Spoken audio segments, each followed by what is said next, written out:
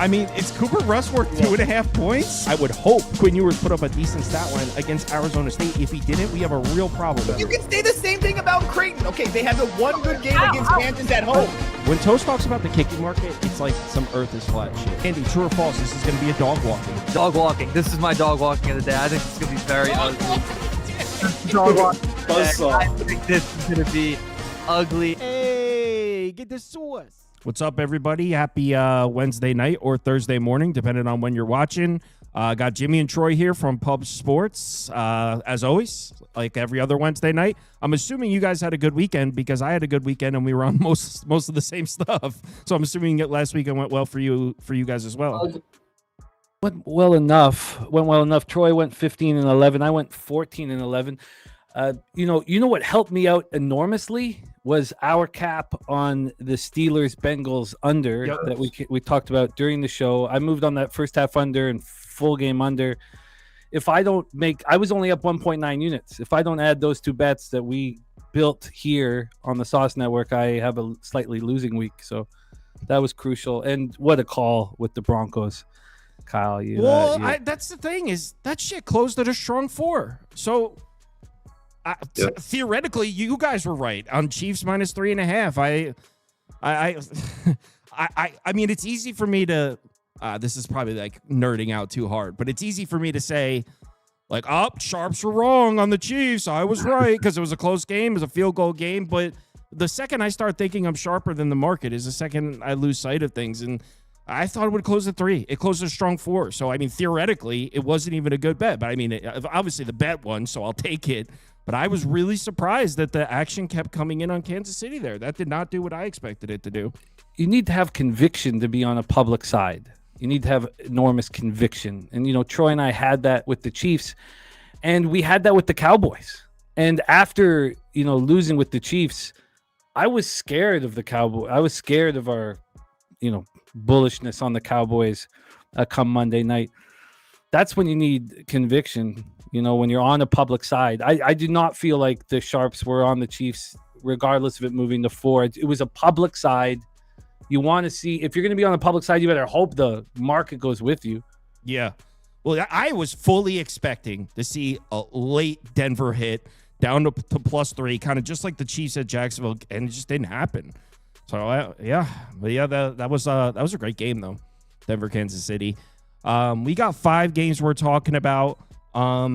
Not any huge disagreements like last week on that one. A couple agreements, and then a couple where I like kind of lean the other way. Like this first one. One of you guys is on the Bears. I forget who.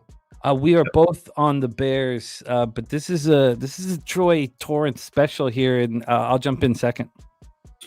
Yeah, I'm on the Bears here, and I just talking about the Chiefs. I know we got them coming down the pipeline here on this show, but just talking about that game, I took a bath because I moved live on that game too. So that's just starting off the show with reopening wounds, which it's a tough one. Good shit, Kyle, because you were on the right side. It don't matter where the line closed. That game was in the Broncos. But the line, like the second I start thinking that. Like the line closed, it's going to be a 50% cover on either side, and it's the second I start thinking that I'm sharper than all that liquidity is the second I start to lose. Because it's easy to get caught up in that. Like I knew it, but in reality, like if I was sharper than that number, then I would have all that liquidity and I would be moving the market, which I'm not. So that's how I look at it. But anyway, go ahead. All right, Bears. So this is my team. Not the Chicago Bears. It's the Pittsburgh Steelers, because 5 weeks in a row, dating back to Cincinnati, when the Steelers were on the road, I've bet on this, on or against this Steelers team 5 consecutive weeks, and I've cashed all 5 of them. And I talked about this in the last show. There's a very clear common ground in all 5 games, and it was the public took a bath. And right now, just like every week, the psychology of the handicapper, they see the Steelers win, they want to be on the Steelers. Then they bet on the Steelers. Then they lose betting on the Steelers, and then they keep just flipping week to week. And this is just a train that I'm not going to get off, and I can make a good case on why I wouldn't get off that train.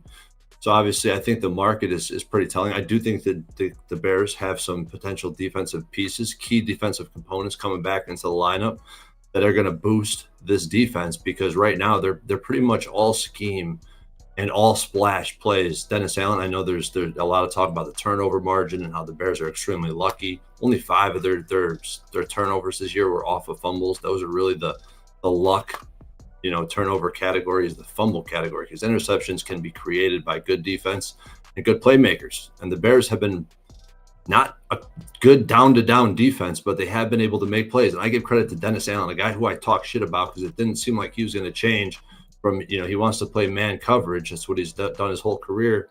Now he's here with a, personnel set that doesn't fit his man narrative. So he has made some changes. He's running a lot of fire zone too, zone blitz essentially. And it's creating some havoc. So the defense is good. And then Caleb Williams. Everyone looks at the box score. Even in Chicago, you hear a lot, because I'm in Chicago, you hear a lot of shit talk about Caleb Williams. What I've seen from Caleb Williams this past week, despite what the box score shows, I've seen a ton of growth. I've seen him drop back from under center. He's not an under center quarterback. That was a huge, thing, a bell curve for him to overcome this season. And every week he's looked better, and I think he broke through. I mean, he was in a straight drop from under center, delivering passes on in timely fashion. Things of that nature. Obviously, elite escapability, which is necessary against a team like the Steelers with a good pass rush. I think that the Bears' rushing scheme, Ben Johnson is the best offensive coordinator in the league, with just his ability to design new schemes to attack specific defensive weaknesses, from split zone to basically an inside zone gap scheme, inside gap scheme, or an ISO gap scheme. But yeah, I like the Bears. I'm fading the public. I'm on the Chicago Bears. I don't like to bet this team, but I bet them twice. I got -3 and -2.5. You agree, Jim? I do. I mean, what a wonderful opportunity to sell the Steelers high. I expect Rodgers to be under center in this one. I only have 1 unit on the Bears -2.5, and there is some nerves. Is Jalen Johnson going to be there? We haven't seen him since week 2. He's going to be a big help. We want TJ Edwards. We want Jaquan Brisker. We want Tremaine Edmonds. We want Drew Dahlman. It's center. So they're every single 8 hours or so, I'm looking at the injury report. But I'm also on the first half under 22.5 and the full game under 45. I think this is going to be a slow-moving game. At first, when you looked at the weather across North America, Saturday and Sunday, the weather is excellent for football. There's really no trouble spots. The wind is starting to, build. Coyote Pick says sell Steelers high.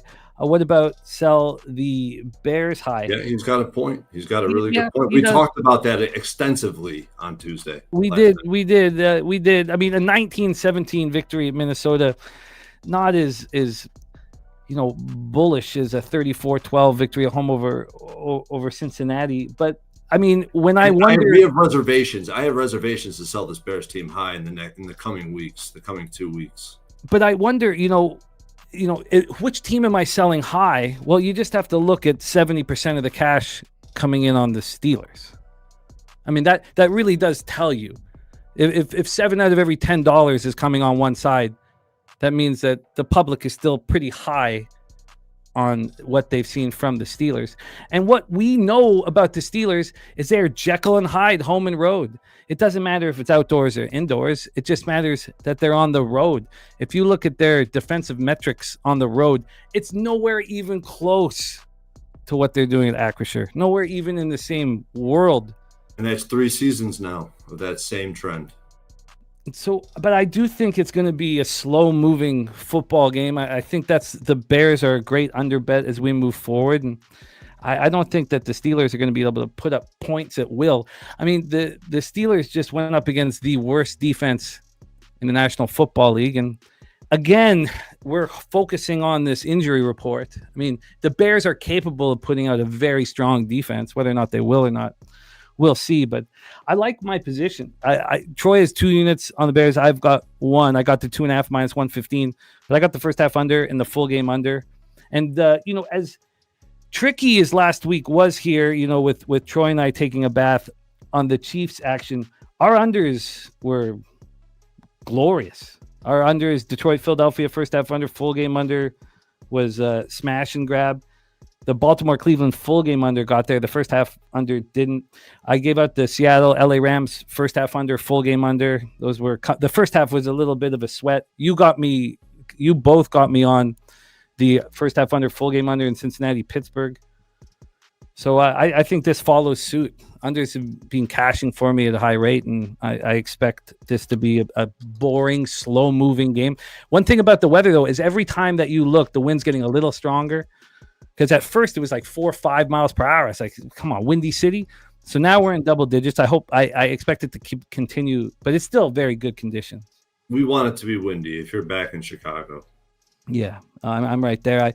I think this is we dove into, and it's a legitimate point, about, which team are you selling high?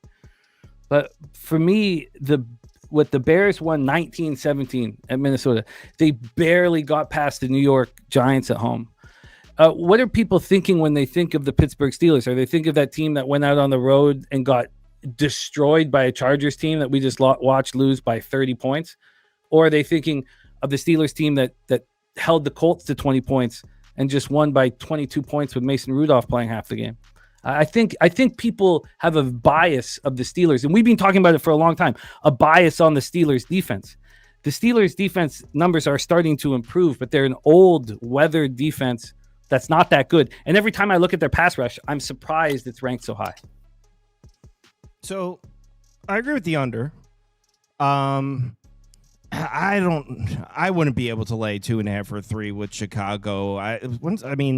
For laying 2.5, 3, when's the last time the Bears won a comfortable game? I mean, they in a game like this, I agree with the under. I think a 1 or 2 point victory is very, very probable. Very possible, I should say. I mean, they beat the Raiders by 1. They beat the Commanders by 1. The Bengals, they scored a last-minute touchdown to win. They scored a touchdown to take the lead to the Giants with a minute left. They just kicked a game-winning field goal against the Vikings. I mean, it seems like even when the Bears play well, they don't really win comfortably. As far as the matchup, I don't hate the idea. I still don't trust this Bears run defense, especially if TJ Edwards isn't going to be out there. Steelers aren't the team that could really take advantage of that. That offensive line really hasn't generated much push. So I like that for the Bears. The Steelers aren't really equipped to exploit what they're weak at. If Rodgers is good, though, I worry a little bit. Obviously, there's the history, which probably doesn't mean shit. It's more just fun to say. Rodgers 25-5 against the Bears. He's won 8 consecutive games against Soldier Field, and they're chirping him. They're chirping him all week. They're like, we want Rodgers. Like, dude, don't stop. Bears fans, stop it. Don't get this. It's like that, though. It's like that, though. You don't understand these Bears fans, bro. I don't well, it's not working. He's won 8 consecutive games there. Stop chirping him. But that question was posed to us, and if it's posed to you, what's the answer? Does Rodgers own the Bears right now at 42 years old? Does he own the Bears? I don't really care too much about that, more so than 42-year-old Rodgers. The last thing I want to be is super motivated. Like, I don't want him to be like coming in super motivated. I would rather him come in lackadaisical in a NFC game, one of the less meaningful games on the schedule. I don't want him to come into this one thinking this is the game I want. And I think that chirping turns it kind of into that. And as far as Rodgers, obviously his health is a topic of conversation. It's his non-throwing hand, is it? Yeah. His non-throwing hand. They're being really cagey about whether or not he's going to play. If he plays and is 100%, I do think it's a pretty favorable matchup for him. The Bears blitz a lot. Rodgers gets rid of the ball immediately, and he's got really nice-looking numbers against the blitz. I mean, he'll do that. Quick read, quick release. He's not going to connect on big plays, but I think the Bears defense could really struggle to get off the field here. The Bears offense looks pretty solid, and I actually agree with what Troy was saying. With Caleb Williams' last couple games, the stats don't look great. I thought he looked more comfortable. I completely echo what you said about that. I thought he looks a little more comfortable as well. I do question the defenses that the Bears have seen. I mean, the Giants, the Bengals, the Saints, they played a lot of bad defenses. And the Vikings only put up 19. And they didn't do shit in that game. And then they played the Ravens and got their ass beat. It's like are we sure the Bears can run it? Or because since they started running it, they've run it exclusively on bad defenses. Not that the Steelers' defense is great, but I'm not sure if the Bears could just hand the ball off and rip 5 a carry here. And the Steelers defense, I don't think Caleb Williams is going to have much success. The Steelers just played Daniel Jones in the Colts offense, Justin Herbert in the Chargers offense, and then Joe Flacco on the Bengals offense. None of them threw the ball. 6.2 yards per pass attempt, 42.1% success rate per dropback. Elite numbers against the pass, against 3 passing attacks that I all consider to be better than Caleb Williams and the Bears passing attack. So I don't have much faith in the Bears offense doing much. If I had some more definitive answers on the injury report, I think Steelers +3 if I knew Rodgers was good, but this is not a game I have a ton of interest in. So my pick would be Steelers at +3 if I knew Rodgers was playing, but we don't live in a world where we know that. So that's I expect Rodgers to be under center. Yeah, I'm laying a full 3. I don't know. Everything I'm reading indicates he's going to be good to go. And the one last thing about the rush defense, or the running offense, I should say, for the Bears, is this rush block. I mean, they're ranked 5th in the league. It's not that DeAndre Swift is that strong of a running back. It's that they can put pretty much anybody back there. They're blocking at a very high level. I think there'll be a lot of running in this game. And then, of course, we have, issues with Jaylen Warren. And, they're optimistic. Tomlin is optimistic that he's going to be in the lineup. But I don't think either team moves the ball comfortably. But that's the thing with the Bears' offensive line has been great. They've been generating push, but we didn't see much of that earlier in the year. But then they started playing the Commanders. Actually, the Saints' run defense is tough. That's a little unfair. But picking up the scheme too as the year goes on, you pick up the scheme because it's not. Benny Johnson's running. I don't know, a lot different than just your standard inside-outside zones that you'll see across the league. Yeah, I agree that I think the Bears' rushing attack is solid. Yeah, it's a good game. This will be a good game. I think if the Bears get some of their defensive players back, this line will close a solid 3. You'll get a very, a good number. Yeah, if maybe some injury stuff comes out, and I'm confident that Rodgers is good, and maybe the Steelers +3, but probably no there. This one, could not agree more. 100% with you guys. Chiefs all the way. Yeah, I cannot believe it took. So basically, when I started handicapping the slate, I just scrolled through the games as I was building my template, and I came across this game, and immediately the first thing I wanted to do was go to the window and bet the Colts. I told you last week I'm not big on the Chiefs. I don't back the Chiefs. I'm actively looking to fade the Chiefs, and I backed them last week. So you can imagine how hard of a pill it was to swallow the Chiefs taking that loss, including a live bet on the Chiefs. So then I come back this week, and it just made me realize, the bias that we all have, emotional response after last week. And it's reminiscent of what we just talked about, the Steelers markets. And then I obviously the first thing I do is I profile this game. I look at the market history of what happens in this opening closing range, and I just see a bullish profile setting up for the Chiefs once again. So right away, my sentiment starts to shift. And I want to say that I look at Daniel Jones. I mean, I guess I'll just get right to the nitty gritty because this is what's going to put me over the top. Daniel Jones outdoors the last 2 weeks. His PFF grade is 47. That's the worst in the NFL. The passer rating, 76.5. It's like 30 points below his average. Turnover worthy play rate's 9%. His touchdown interception ratio, 1 to 2. His PFF grade against Atlanta was 44. Against Pitt, it was 53. So actually, the game you thought he performed better in, he actually graded out worse. And I didn't get to watch that game. I was at a water park with my son that day. And that was a morning game, right? That was overseas. That's why. But yeah, so I think that Daniel, there's something to be said about this team, this offense, outdoors, on grass, in a very hostile environment. And I've been a non-believer of this Colts defense. I mean, they get gashed versus good rushing attacks like they did versus the Rams, like they did versus Atlanta, and even more so without DeForest Buckner. They got a vulnerable passing attack. They lose Javarius Ward. He might be back. And then you got, I think they got a bunch of reinforcements. So I might become a believer with this Colts defense, but they have to prove it to me first. You got to put something out there on tape that shows me that you're a above average defense, because right now I don't see that. So, and then the one thing that I really had to consider when I was handicapping this game was Lou Anarumo, the Colts defensive coordinator. He was the Bengals' old defensive coordinator. Lou is 3-3 against Mahomes. He's the best record against Mahomes. And he's been known to give Mahomes problems, largely from dropping 8 in coverage at a ridiculously high rate when he played Mahomes, and he struggled. and with plenty of defensive stunts, whether there's 3 or 4 rushing.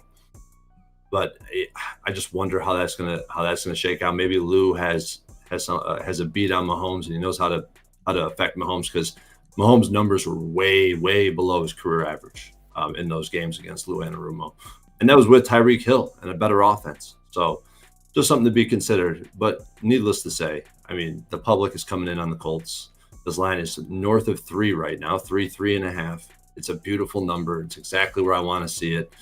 And I bet the Chiefs. I bet them double result, and I bet the Chiefs -3. So I think that the one I get concerned with the Chiefs defense, because Chris Jones is playing like a shell of himself. But I think Spagnuolo is still able to elevate this unit and confuse Danny Dimes, who's starting to regress back from Indiana Jones now. He once involved Indiana Jones. Now we're going to have to take him back because he's not performing outdoors. Jim, you agree? Yeah, I'm lockstep. I got the Chiefs -3, -120, -112. Actually, got it early. I was looking at Troy's -112. I got the Chiefs double result +145. But I'm also on the unders in this game with confidence. I'm on the full game under 50.5. The first half under 25.5. The legal American books haven't been moving it as fast as the offshores. The offshores have been moving it to the under. We talked about Anarumo. I'm excited to see what he can do with Charvarius Ward back. So now you got very, very dangerous duo in Sauce and Charvarius Ward. I think what we saw with Zach Orr and the Ravens defense is they used Kyle Hamilton. Once they got Gilman, they were able to use Kyle Hamilton as a weapon. Well, Anarumo is doing a very similar thing here with Zaire Franklin. And Zaire Franklin's blitzing way more than any point in his entire career. 53 pass rush snaps from Franklin, 11 pressures, 6 hurries, 2 sacks. I think this Colts defense is going to be better.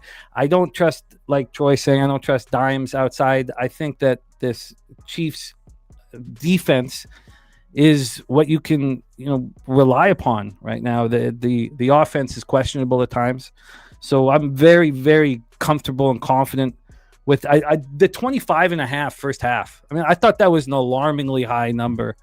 The 15, both numbers I thought were just very, very high. Now the weather doesn't really help us. It's beautiful, perfect weather with very little wind, but I think we're going to see a tougher Colts defense. I think the Chiefs defense will step up. I think the Chiefs will take care of business, and the unders will both hit.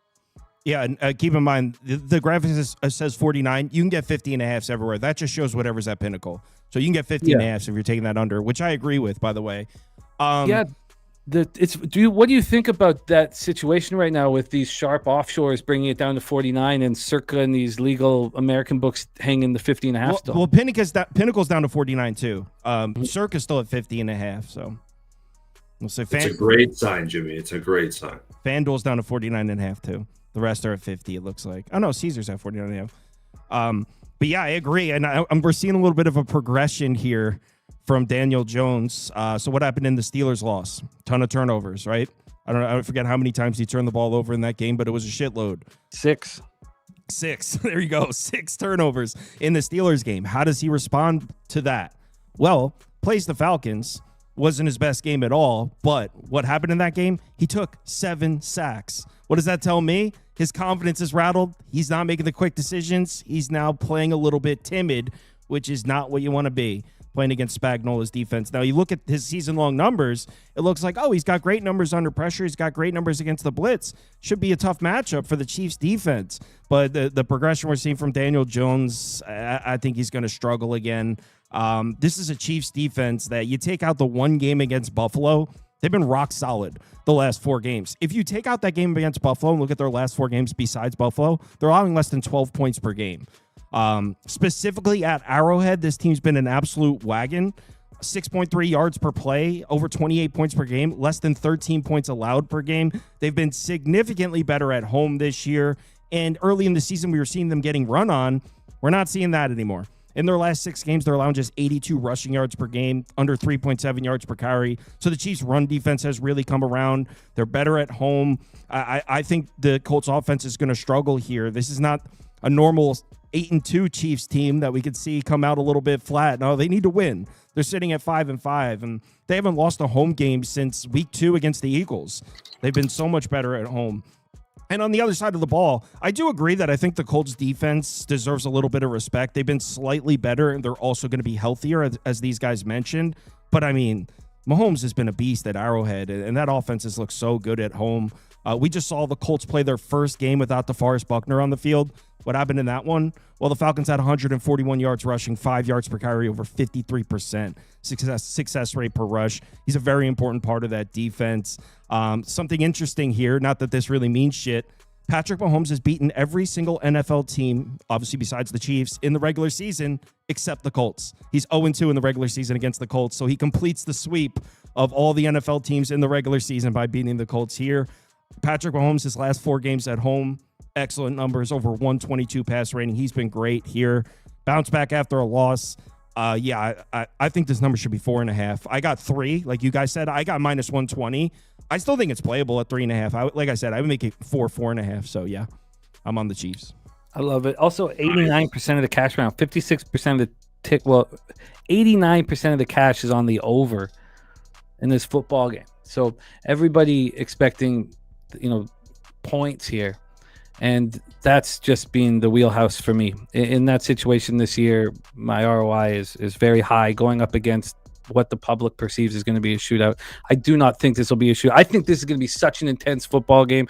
I mean, you're right about DeForest Buckner being out, but are you really do you really think this Chiefs rushing attack is capable of putting up it's big not numbers? it's not so much I agree with the under 100%, but it's not so much that I expect the defenses to play great. I just think we're going to see a long, slow drives here. After what we're seeing from Daniel Jones in the last 2 games, the Colts are going to run the ball, and they're going to be disciplined about sticking to the run, and the Chiefs are good at defending it. So when the Colts are driving the ball, it's going to be slow. The clock's going to be rolling, and I think the same exact thing on the side of the Chiefs as well. With no Buckner, I think the Chiefs feel like they have an advantage on the line of scrimmage. You'll probably see them run the ball as well.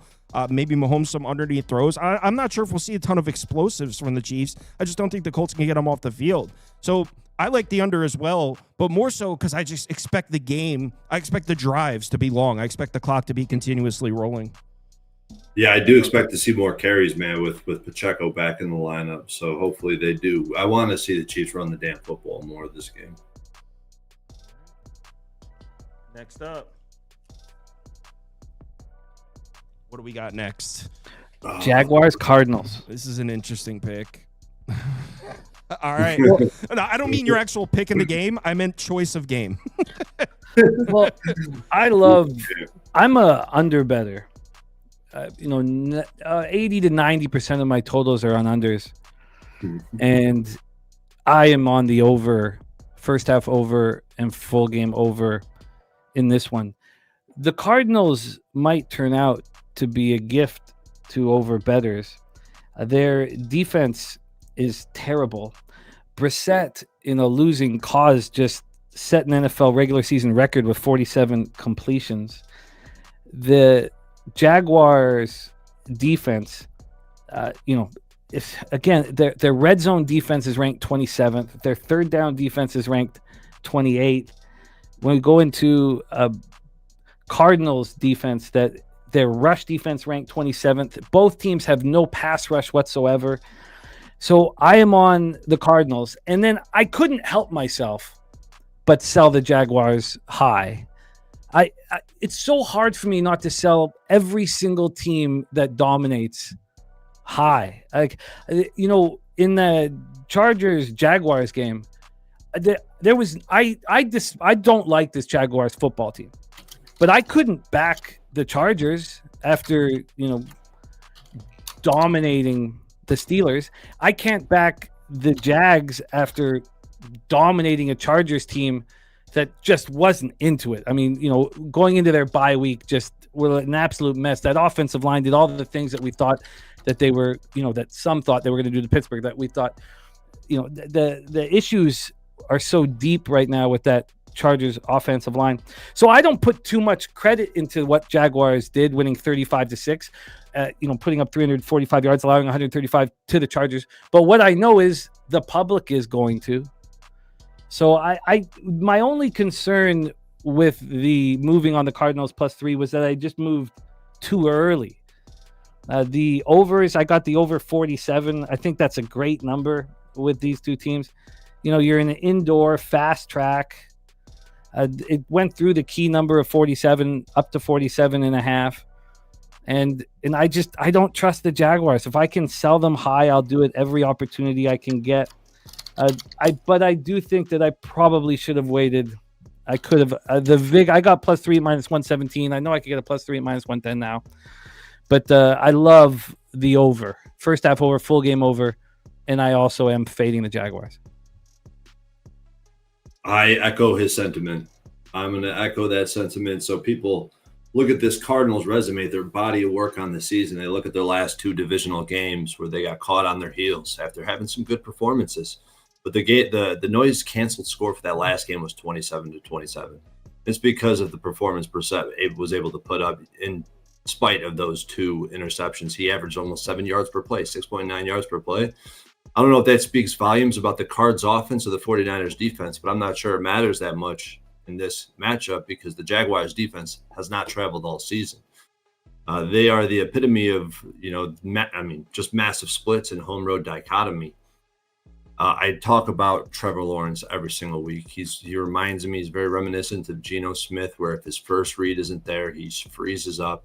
And you could tell that once you take away this guy's first read, especially after the script wears out, this man is looking for work, and he just can't find it, even if it's right in front of him. I see it every week. I see bad throws, a quarterback that's incapable, and that's exactly why they took the ball out of his hands last week against the Chargers.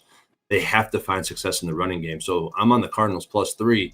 I'm betting that the Cardinals are going to be able to make, have some type of formidability against the rushing attack from the Jaguars.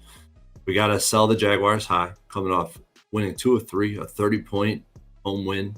Now they travel on the road against a team who's coming off 2 embarrassing losses and a very a quality team, because you look at their, like I was talking about, the resume, their body of work before these 2 losses with the noise canceled score suggested completely different games. But they don't turn the ball over and they don't get flags. I mean, they beat the Cowboys. They took Indy and Green Bay down to the last possession. And early in the season, those 2 teams they just got dubbed by, they lost by 3 and by 1. 2 games that came down to the wire. I'm on the Cardinals +3. Ugh. I almost took the Jags at a pick on the look ahead, which obviously would have been a nice number to be holding now. Can't take the Jags at this price.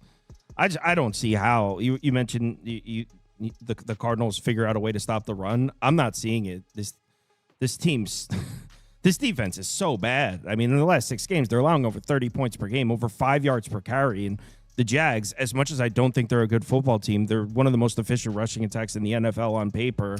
Their offensive line should be healthy. Anton Harrison should be back. Brian Thomas Jr. might be back. That's not confirmed, but there's a chance he comes back. This will be the first time him and Jacoby Myers are on the field together.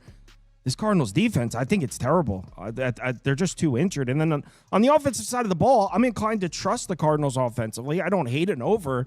It's just, are these injuries getting too far? I mean, Jonah Williams is most likely not back. Kelvin Beachum, the guy that was starting in his spot, he's probably not playing. Josh Fryer is going to be starting in the offensive line, making his NFL debut here. Will Hernandez also didn't play a full game last week. And a lot of these are new. They're not even like, oh, they've been dealing with those all year. These are like new injuries to the offensive line. No Marvin Harrison Jr. The running backs are banged up. I don't even know if Bam Knight's going to play.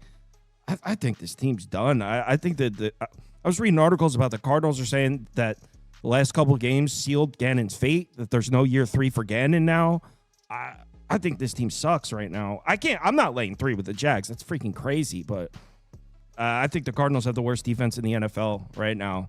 So I'll put over up. The move would have been to take the Jags at a pick, because they have, I believe, more than a 52% chance of winning. But at -2.5, -3, there's no shot. I'd bet it now. I'll put the over up at the current number, because I do agree with that. I mean, the worst defense in the league's going a little bit far, bro. Who's worse than the Bengals? You got the Bengals out there. You can't forget those guys. Yeah, true. But I mean, I bet you if we lined up the last 4 or 5, this looks bad, dude. This looks really 5.4 yards per play and 3 for 9 on third down with San Francisco. That's not that, There was a lot. That San Francisco game, those box scores are not going to tell the true story, though, because San Francisco was destroying them. And then the Cardinals offense, they went up and down the field 4 times in a row in garbage time that padded a lot of theirs. They were getting smoked in that game. Like every single thing Shanahan drew up was working. And then there was so much garbage time in that football game. That was a game I had on the side TV. It was like, this game's been over for an hour and a half, and like they're still going up. 2 weeks in a row. Yeah, it's 2 weeks in a row. So everyone, that's exactly what I. But I think garbage time helps. I think that's yes. Those games were way over, bro. Well, I think that garbage time helps the numbers for the team that's losing, because the team that's winning stops giving out any of their playbook, handing the ball off, and the Cardinals are throwing the ball against cover 6. So like I think the Cardinals might, yes, they play 2 good teams, got blown out, but I think that's a reflection of what they currently are. I think they're terrible right now. But I'm not betting the Jags. I should have taken the Jags at a pick at the look ahead. Now I'm good. The Jags aren't good at all. Like Philadelphia, Dallas. Philly, Dallas, yeah. This is a spot that immediately just pops off the page to me, and especially watching this market start to plummet towards the under, and that's, how can we not love the under in this game? I feel like the offense for the Eagles is stagnant, relatively easy to prepare for, slow and methodical scheme. Like, they want to run the football. They haven't been very successful doing so, and they've obviously are just focusing on doing 2 things, and that's limiting turnovers and having field position. They're going to torch you if you play man coverage or single high or cover 0, but they don't. Cowboys are going to do none of that. They were going to play zone defense under Eberflus, who runs zone at one of the highest rates in the NFL the past 2 years with over-the-top coverage. So I don't think they're going to allow these big explosive plays, which is going to mean you're going to get, if the Eagles are going to score points, it's going to be long, grueling drives, and we know they want to drag you down in the mud and turn it into a dogfight. And I think that's exactly what they're going to do to this Cowboys defense.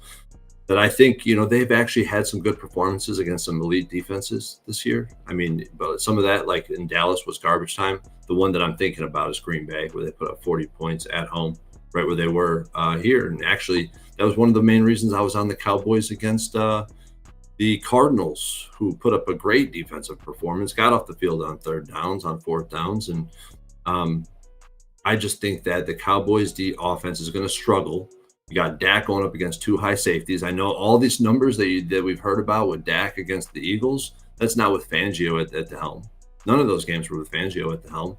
And I talk about Fangio like he's the defensive guru, in my opinion, because he pioneered the new age of defense. All you're going to see is these teams transitioning from single high, cover 1, cover 3 schemes to 2 high safety shells with cover 2, cover 4, cover 6. You can play man out of it. There's so much more variability you could do. He's the one who brought it to the league. I think it's a Cowboys nightmare because they're going to be able to generate pressure with just rushing 4, with 2 elite cornerbacks, great set of linebackers. I feel like it's just perfect for the under. And the history of this market type screams to the under, and it screams for the road team as well. So I took the under in the first half, 24.5, and the full game, 48.5. And I have an Eagles-Lions money line parlay.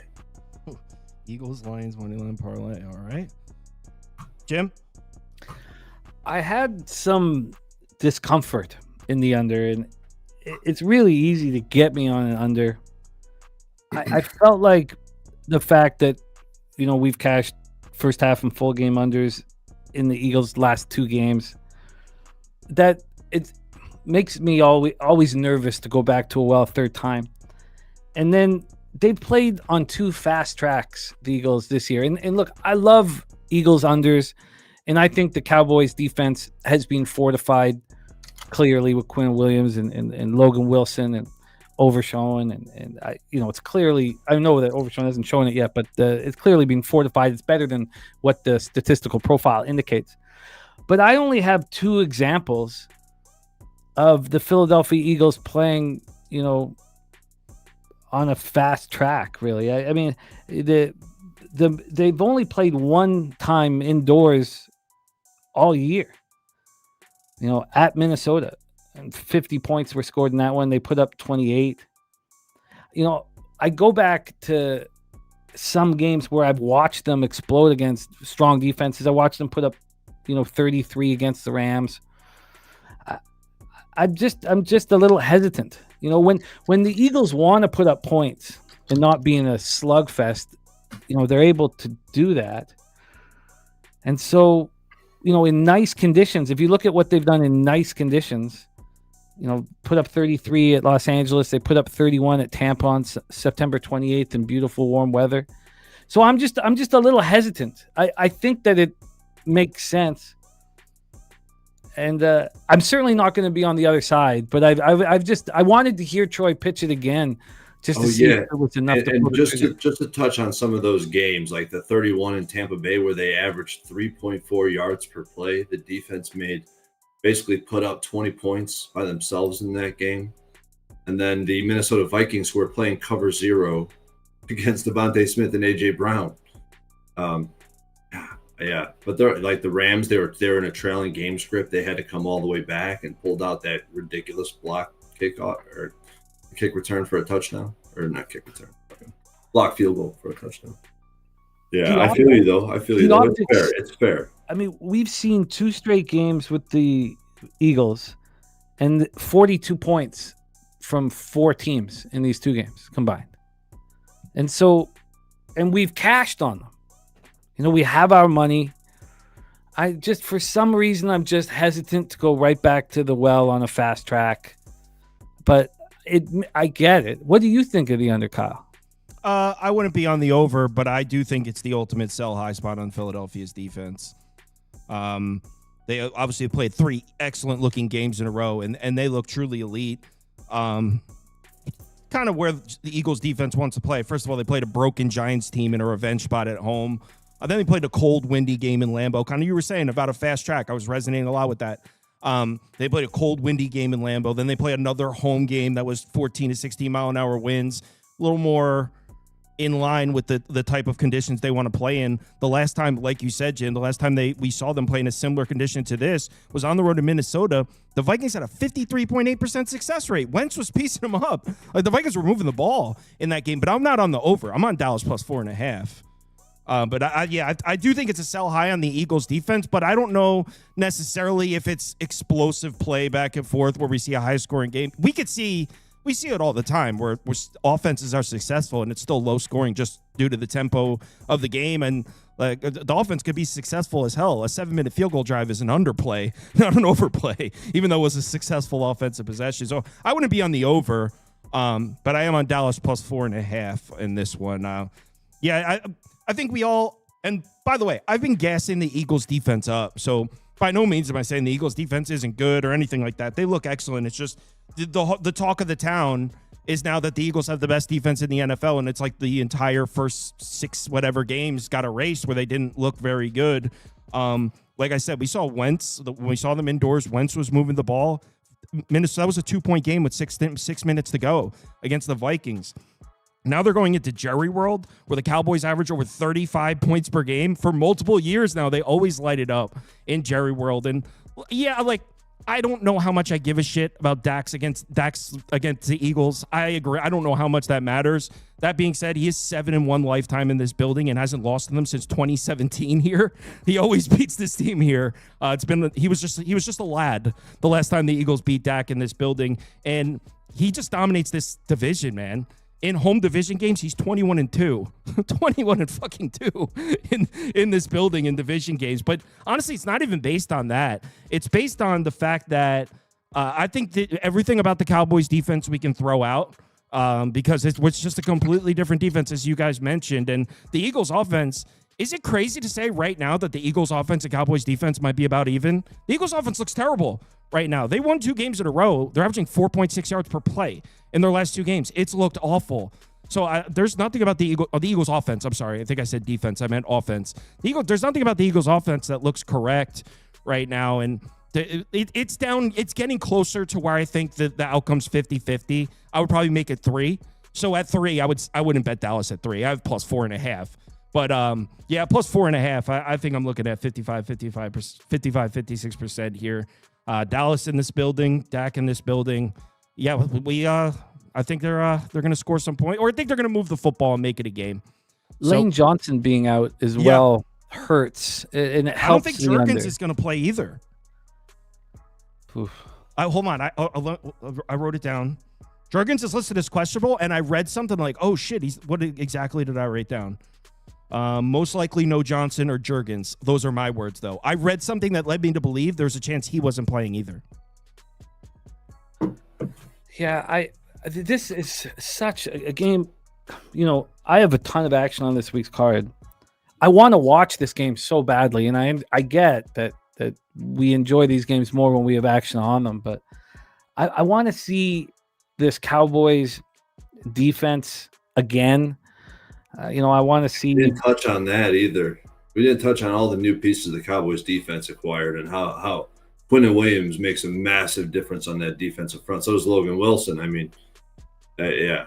There's a lot to. If it wasn't for the Cowboys, and I think that their defense still could be undervalued based on the season-long metrics, I would be hammering the Eagles in the spot. Not because of the Eagles team or nothing to do with the matchup, because of the market. I would take the Eagles if it was under 3. I would need a 2.5 to take the Eagles. But if the Eagles are missing those two pieces on the offensive line with Kenny Clark and Quinton Williams, how crazy is it to think that the Cowboys defensive line might win some of those battles? That's just like it just takes the entire identities of the team away on that side of the ball. Yeah, I got a good number. Just for everyone watching, it's getting pretty much to where I think it should be. So if I didn't have a bet already, I probably wouldn't play it now. Probably about where it should be now at a strong 3. So 3. Jim? I just you didn't like anything here. Yeah, I don't like I do not want to buy the Cowboys off of what we saw after the bye. It was a real heavy week, with Nealon and they put it all together and beat up on one of the worst teams that we've seen, in a long time. Like the Raiders are absolutely horrible. So I do not want to. I want to see the Cowboys prove against a good team that they're a legitimate team. I believe that they are. Logan Wilson needed a change of scenery. We're going to see Overshown and Revel Jr. get a game under their belt. Donovan Wilson came back after missing 2 games. Fortifying the secondary, and I was saying, to Troy that I think that I would rather have Kenny Clark and Quinton Williams than Micah Parsons, and just at the price point, having them both to stop the run. Yeah. And this is no negative about Micah Parsons. We see what he's graded each week. I mean, he's phenomenal. But this was Jerry Jones had got taken to the cleaners by Dak and by CeeDee Lamb. He wasn't going to let it happen again. There was nothing he could do. He couldn't out-negotiate Micah. He just had to say, look, we're going to trade you. And it looked foolish at the time. And now they have Quinton Williams. It's the first time I've ever said, well, looks like Jerry made a smart decision. I've never said that with those words in my life. Yeah, agreed. That was anyone who was looking at it logically knew that was a smart move. Like, obviously, it's the NFL media, and people are going to go crazy. But I agree with you 100%. I think people, if you actually sat down and look at how much he was asking for, that anyone really looking at it logically be like, yeah, that's probably the decision. But yeah. All right, let's move on to the last game. What a selection here, guys. We're talking Falcons Saints in New Orleans. All here. So I disagree. I think it's Troy that's about to pick the Saints. I disagree. I want to be clear. I'm not betting the other side of this. I just want to make that clear. I disagree, but I'm not betting the other side. And it is not Troy. Troy is at this point not foolish enough to make a bet here that's predicated on psychology. And I understand, why he wouldn't. And honestly, I'm not fading the Atlanta Falcons. And there's a laundry list of reasons to fade the Atlanta Falcons. And that is not what this bet is about. We have a rookie head coach who is very talented, sought after. And it was very difficult for him in his first full year in charge to make changes from week to week. He gets a bye week. It is the perfect time for a bye week because Shuck, I should say, hit 70.4% of his passes, threw for 282 yards, 2 touchdowns, without a turnover. Now, we know that Carolina's defense is weak. We just watched the Falcons, put up 27 points on them. So I'm not. I don't care that he was able to deliver here. But if you listen to every single Saint right now, they are so excited to be back in the facility. They are so excited to be playing in front of a sold-out crowd at the Superdome against a division rivalry. They're all talking about their strength of schedule for the rest of the season, all of them to a T. Every single interview, they say, we like the ability, we're going to go over 500 for the rest of the season. This is a team that's starting to believe in themselves. And I am betting on the Saints. I understand that Cousins looks horrific, and there's not going to be Drake London, and the injuries here. Now we're trying to figure out who's going to be there because D. Alfred's still in concussion protocol. You have Hughes with the neck injury, Leonard Floyd with the hammy, Zach Harrison with the knee. More inactives, you had Matthew Bergeron on the offensive line and Chris Lidstrom. Chris Lidstrom came back. He was able to start, but he's been dealing with the foot injury. For me, I'm betting on the Saints. And look, I get it that it's easy to poke holes in this team coming in off of bye week. It is. And do we expect that this 29th ranked rushing offense will be able to gash the Falcons, who give up 138.5 yards per game on the road? I'm not sure if that's the case, but I'm going for a score. I got the Saints double result at plus 190. Now, I think if you're going to take some of these shots with certain teams that you believe in, that you should be financially rewarded if you're correct. So I went with the Saints double result at plus 190. I also have the Saints money line at minus 121. I think that they can win this football game. I'm a big fan of Pete Werner and Demario Davis. Kool-Aid McKinstry is playing at a very high level. And I'm not sure if the Falcons have given up. But again, I'm betting on the Saints. And I would rather be in the situation with a different set of optics where I was taking the Saints as a big dog at home, or at least a dog of 3.5 or 4. So I understand this is probably not the situation anybody wants to be in, betting the Saints as a favorite. But they are so pumped up to be back in the facility. And Kellen Moore has all these plans that he's now able to put in place because of the bye week. And I'm betting on the New Orleans Saints. I'm not fading the Falcons. I don't know how the Saints move the ball in this game. I think Diablo's coming back, by the way. I'm on Falcons Wire here. It says he was actually activated today, has a good chance of returning for Sunday's game. And if you look at the Falcons defense before Diablo got hurt in week 7, nobody was throwing the ball in this team. And Tyler Shuck played pretty well. Not pretty well. Let's give him credit. He played well against Carolina. It doesn't get much more favorable than that, playing the Panthers. They don't generate any pressure. Playing the Falcons is the exact opposite. This team blitzes to hell. Nobody blitzes as much as the Falcons. They're first in blitz rate. They're a little bit healthier. They're going to be sending blitzes all over Tyler Shaw. I just don't know what the Saints are going to do offensively in this game. Now, as far as the Falcons offense, I have no idea what they're going to do either. So you might be thinking, why not an under then? Because we could see 4 pick sixes in the game. This game is I'll put Falcons up because I think they're the much stronger team, and I don't know how the Saints are consistently move the ball here. Maybe you get Alvin Kamara on the ground a little bit because the Falcons have been vulnerable to the run, but Diablo back helps that as well. I don't know. I'm putting the Falcons up, but I'm not betting this. Troy, do you have any thoughts? Well, I have a lot of thoughts. I mean, to sum up my optics on this game is really I see the line flipping. I see the Falcons flipping the dogs. I know that has a lot to do with injuries, but historically in division, that's been a very bullish thing. However, it's very rare that we see this line movement paired with a low total. It creates a very small sample, and the road team has been very successful in this market type. So it's a very hard market to read. That's where my confusion begins. The psychology aspect is spot on. Where are the Falcons at? Where are the Saints at coming off a bye week, actually wanting to go into the facility? That makes a lot of sense to me. And I know that's where his Jimmy's specialty really is, understanding the psychology of where these teams are among the season, that, you know, the short season from our aspect. But when you're in the locker room and you're playing every week, it's a grind.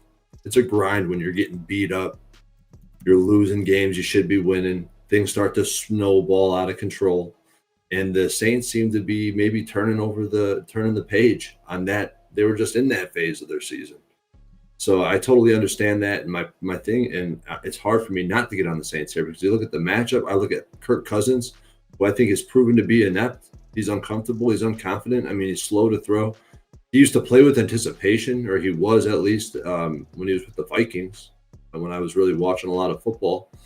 And he's just not there. Maybe, you know, knowing he's coming into this game starting this week, and he's already had one start under his belt, maybe he's able to do something, but it's hard to bet on him. And I don't think the Falcons are going to be able to run the ball that effectively, because the Saints have been a solid D, whether you look at EPA per play, run D per PFF. So I could make a case for both sides, I feel like, and I'm just off of this game for right now. The Saints have a higher ranked pass defense, a much higher ranked rush defense. You know, the pass rush for the Falcons has just been dropping, you know, over the last few weeks. And I know that's predicated on injuries. But the year of watching the Saints football team, their offense is horrific. You know, it's the worst red zone offense in the National Football League. And they're scoring touchdowns 38.5% of the time. It's just it's very ugly. But their defense has been solid, and it gets more solid at home. And it's also more solid fresh. I mean, this is a team that's just pumped up to be out there. Look, it's you know, it's ugly. It's not comforting, you know. Like, I have the under 4.5 wins for the Saints, and I have the under 7.5 wins for the Falcons. You know, I bet against both these teams in the futures market. But I really like what Kellen was saying. I mean, he's jumping out of his shoes. He's just so excited right now. And, you know, they've gone through a lot of losing. They get a win under the belt. They get a break. Now, the coaches didn't get a break. I think they come in and play some decent football. And I think that's all you need to play to beat the Falcons. I mean, we know that's the case. Now, if, you know, D. Alfred's back, if D. Alfred is the piece of the puzzle for me that I'm concerned about. For me, it's Diablo. Like, I think Diablo is one of the best linebackers in the league with a ton of speed, and he scrapes the box so well on running plays. Yeah, he was going to be a Pro Bowler if he didn't get hurt. He was, but this is Falcons Wire. I don't know how reliable this is. This says after he's been activated today, it sounds like he has a good chance of returning. I don't know if that's reliable information. But all right, guys, where can the folks find your stuff? Well, we love being here on Wednesdays. Thank you for having us, Kyle, and to all the cappers with the Sauce Network. Thank you for rocking with us here on these Wednesday nights. We have Bankroll Blitz, Bankroll Blitz, you know, every Tuesday at 8 p.m. Eastern, and it's our third season working together, and it's our best work to date. We're plus 79.91 units, and when I say that, it's really Troy. You know, I mean, like I'm having a good season. I'm proud of my season, but it's not. Troy is just having a season. 163 wins, 100 losses, 62%. He's up 57.54 units. ROI plus 21.88%. I'm very. I mean, if someone offered me a 5% ROI over a season, I'd jump and take it. My ROI is 10.17%. I'm very proud of that. But Troy is just delivering the goods. And then we have live streams Thursday, Sunday, and Monday, and Troy opens them up with me. And then I've got Betting with the Bag Wednesday, Thursday, Friday at noon. But we're really thankful to rock with you guys at Sauce Network. So thank you for having us, Kyle. Those Tuesdays, it's a marathon, man. It's a 4-hour show. We get into every angle of a game. Yep. TV Jones just cracked the can in our ears. All right. Yeah, that's on Pub Sports Radio. Just type it into YouTube. Their NFL show was last night, so you can go watch it. It's like 4 hours long. They go through every single game. So, guys, enjoy your night. Later. Trevor really just joined the stream. Cracks. What the?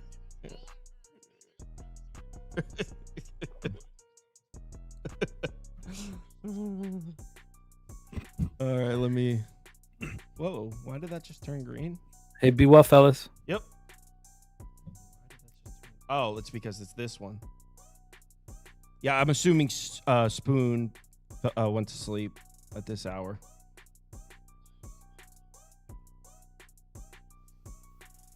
I just realized that they think I'm like, to them, it sounds like I'm talking to myself. They can't hear you guys yet. There we go. You can say the most upset. Never mind. What's up? How's your night? Toast, did you have a good one? Someone commented that you were killing it today.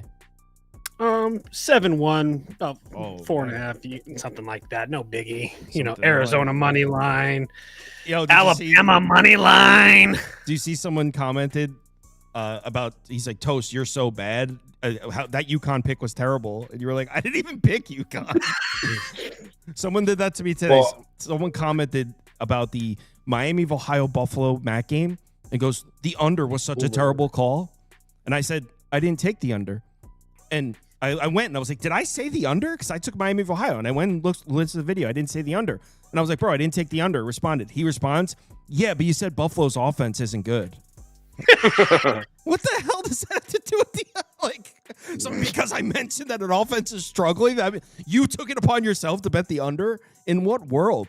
Anyway, it's late. I had a guy in my DMs for like 2 weeks in baseball season that would only fade my leans. So if I had a good day, he didn't care. But if I had like a bad day on the show or whatever, he'd be like, I just fade your leans. I'm like, dude, what the fuck? What? Yeah, it's insane.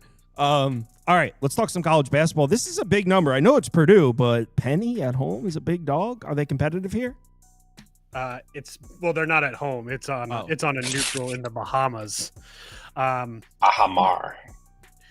I'm on Memphis here. I took the 16.5. Couple things. Obviously, Purdue is one of the top 2 or 3 teams in the country. I don't think there's any question about that. And Memphis is not that at all. Memphis coming off of 2 losses in a row, 1 to Mississippi, 1 to UNLV. But I really liked. I bet UNLV in that game. I didn't think that UNLV would win outright. But maybe Memphis or maybe Purdue was looking ahead a little bit. But I do like the fact that Memphis has multiple guys that I think aren't going to get really blitzed by these guards for Purdue. I mean, I know that Doug McDaniel is a name that kind of doesn't really – a lot of people don't like this kid. When he started at Michigan, went over to Kansas State for a little bit, but he's a senior point guard that knows what he's doing and can play pretty damn well. Curtis Givens is another guy who came over from LSU as a 6'4" guard. I'm not trying to make a case that they're anywhere close to Braden Smith and Lawyer and stuff like that, and or the big guys with TKR, but I do think that you have a very experienced team and a team just like Purdue is, and you're getting 16.5 points on a neutral that's not really the Baumar Convention Center or whatever, however you say it, isn't a place where I think the teams are just going to get blown out that first game. So I understand that Purdue looks really, really good right now, but I do think that Memphis can match up really well against them. I also think that Purdue's going to try to slow this game out a little bit, and I actually think that Memphis can score a couple of easy buckets in transition on these guys. So I took the 16.5. I can tell you right now, if it moves up, I'm going to bet this again. I truly think this number should be like 12 or 13. Again, I know that Memphis hasn't looked great their last couple of games, but this is college basketball. Anarchy is just around the corner at any part. And keep in mind, Memphis has played a top 50 schedule too. It's not like they're playing cupcakes either. So yeah, I took the points with Memphis. TV Jones, you agree? Too big? Yeah, I'm with them. I think, if Memphis beats UNLV, I think this is probably sitting 13 or 14, but they lost. I think it's a little bit inflated. You like Penny as a dog. You don't like him as a double-digit favorite. Shout out UNLV plus 410 on Sunday. That was sweet. But this is a nice buy low spot. Purdue's an absolute wagon. We know that, but they've been struggling to cover these spreads. Like they're other than the Alabama game, they're coming up short against these fairly large spreads. Memphis has the athleticism and the size that they can kind of hang with them. Obviously, down low, Clough is probably going to get his, but I think Memphis has the ability to force some turnovers and get out in transition and score some points and hang around a pretty big number here, especially on a neutral. 16.5 points. I might take a stab on Memphis. I'm pretty close, but I'm waiting to see if this might go up even further. Trevor, after this, we have 4 of your games in a row. So we got some TV Jones rapid fire. First up, Brown Stony Brook. Hell yeah. This game is disgusting. 100%. But we got Stony Brook coming home after a loss on the road. You got Brown off of their first win of the year. They beat Holy Cross at home, and now they're hitting the road again immediately. And then not to mention last year, Stony Brook lost at Brown by 23.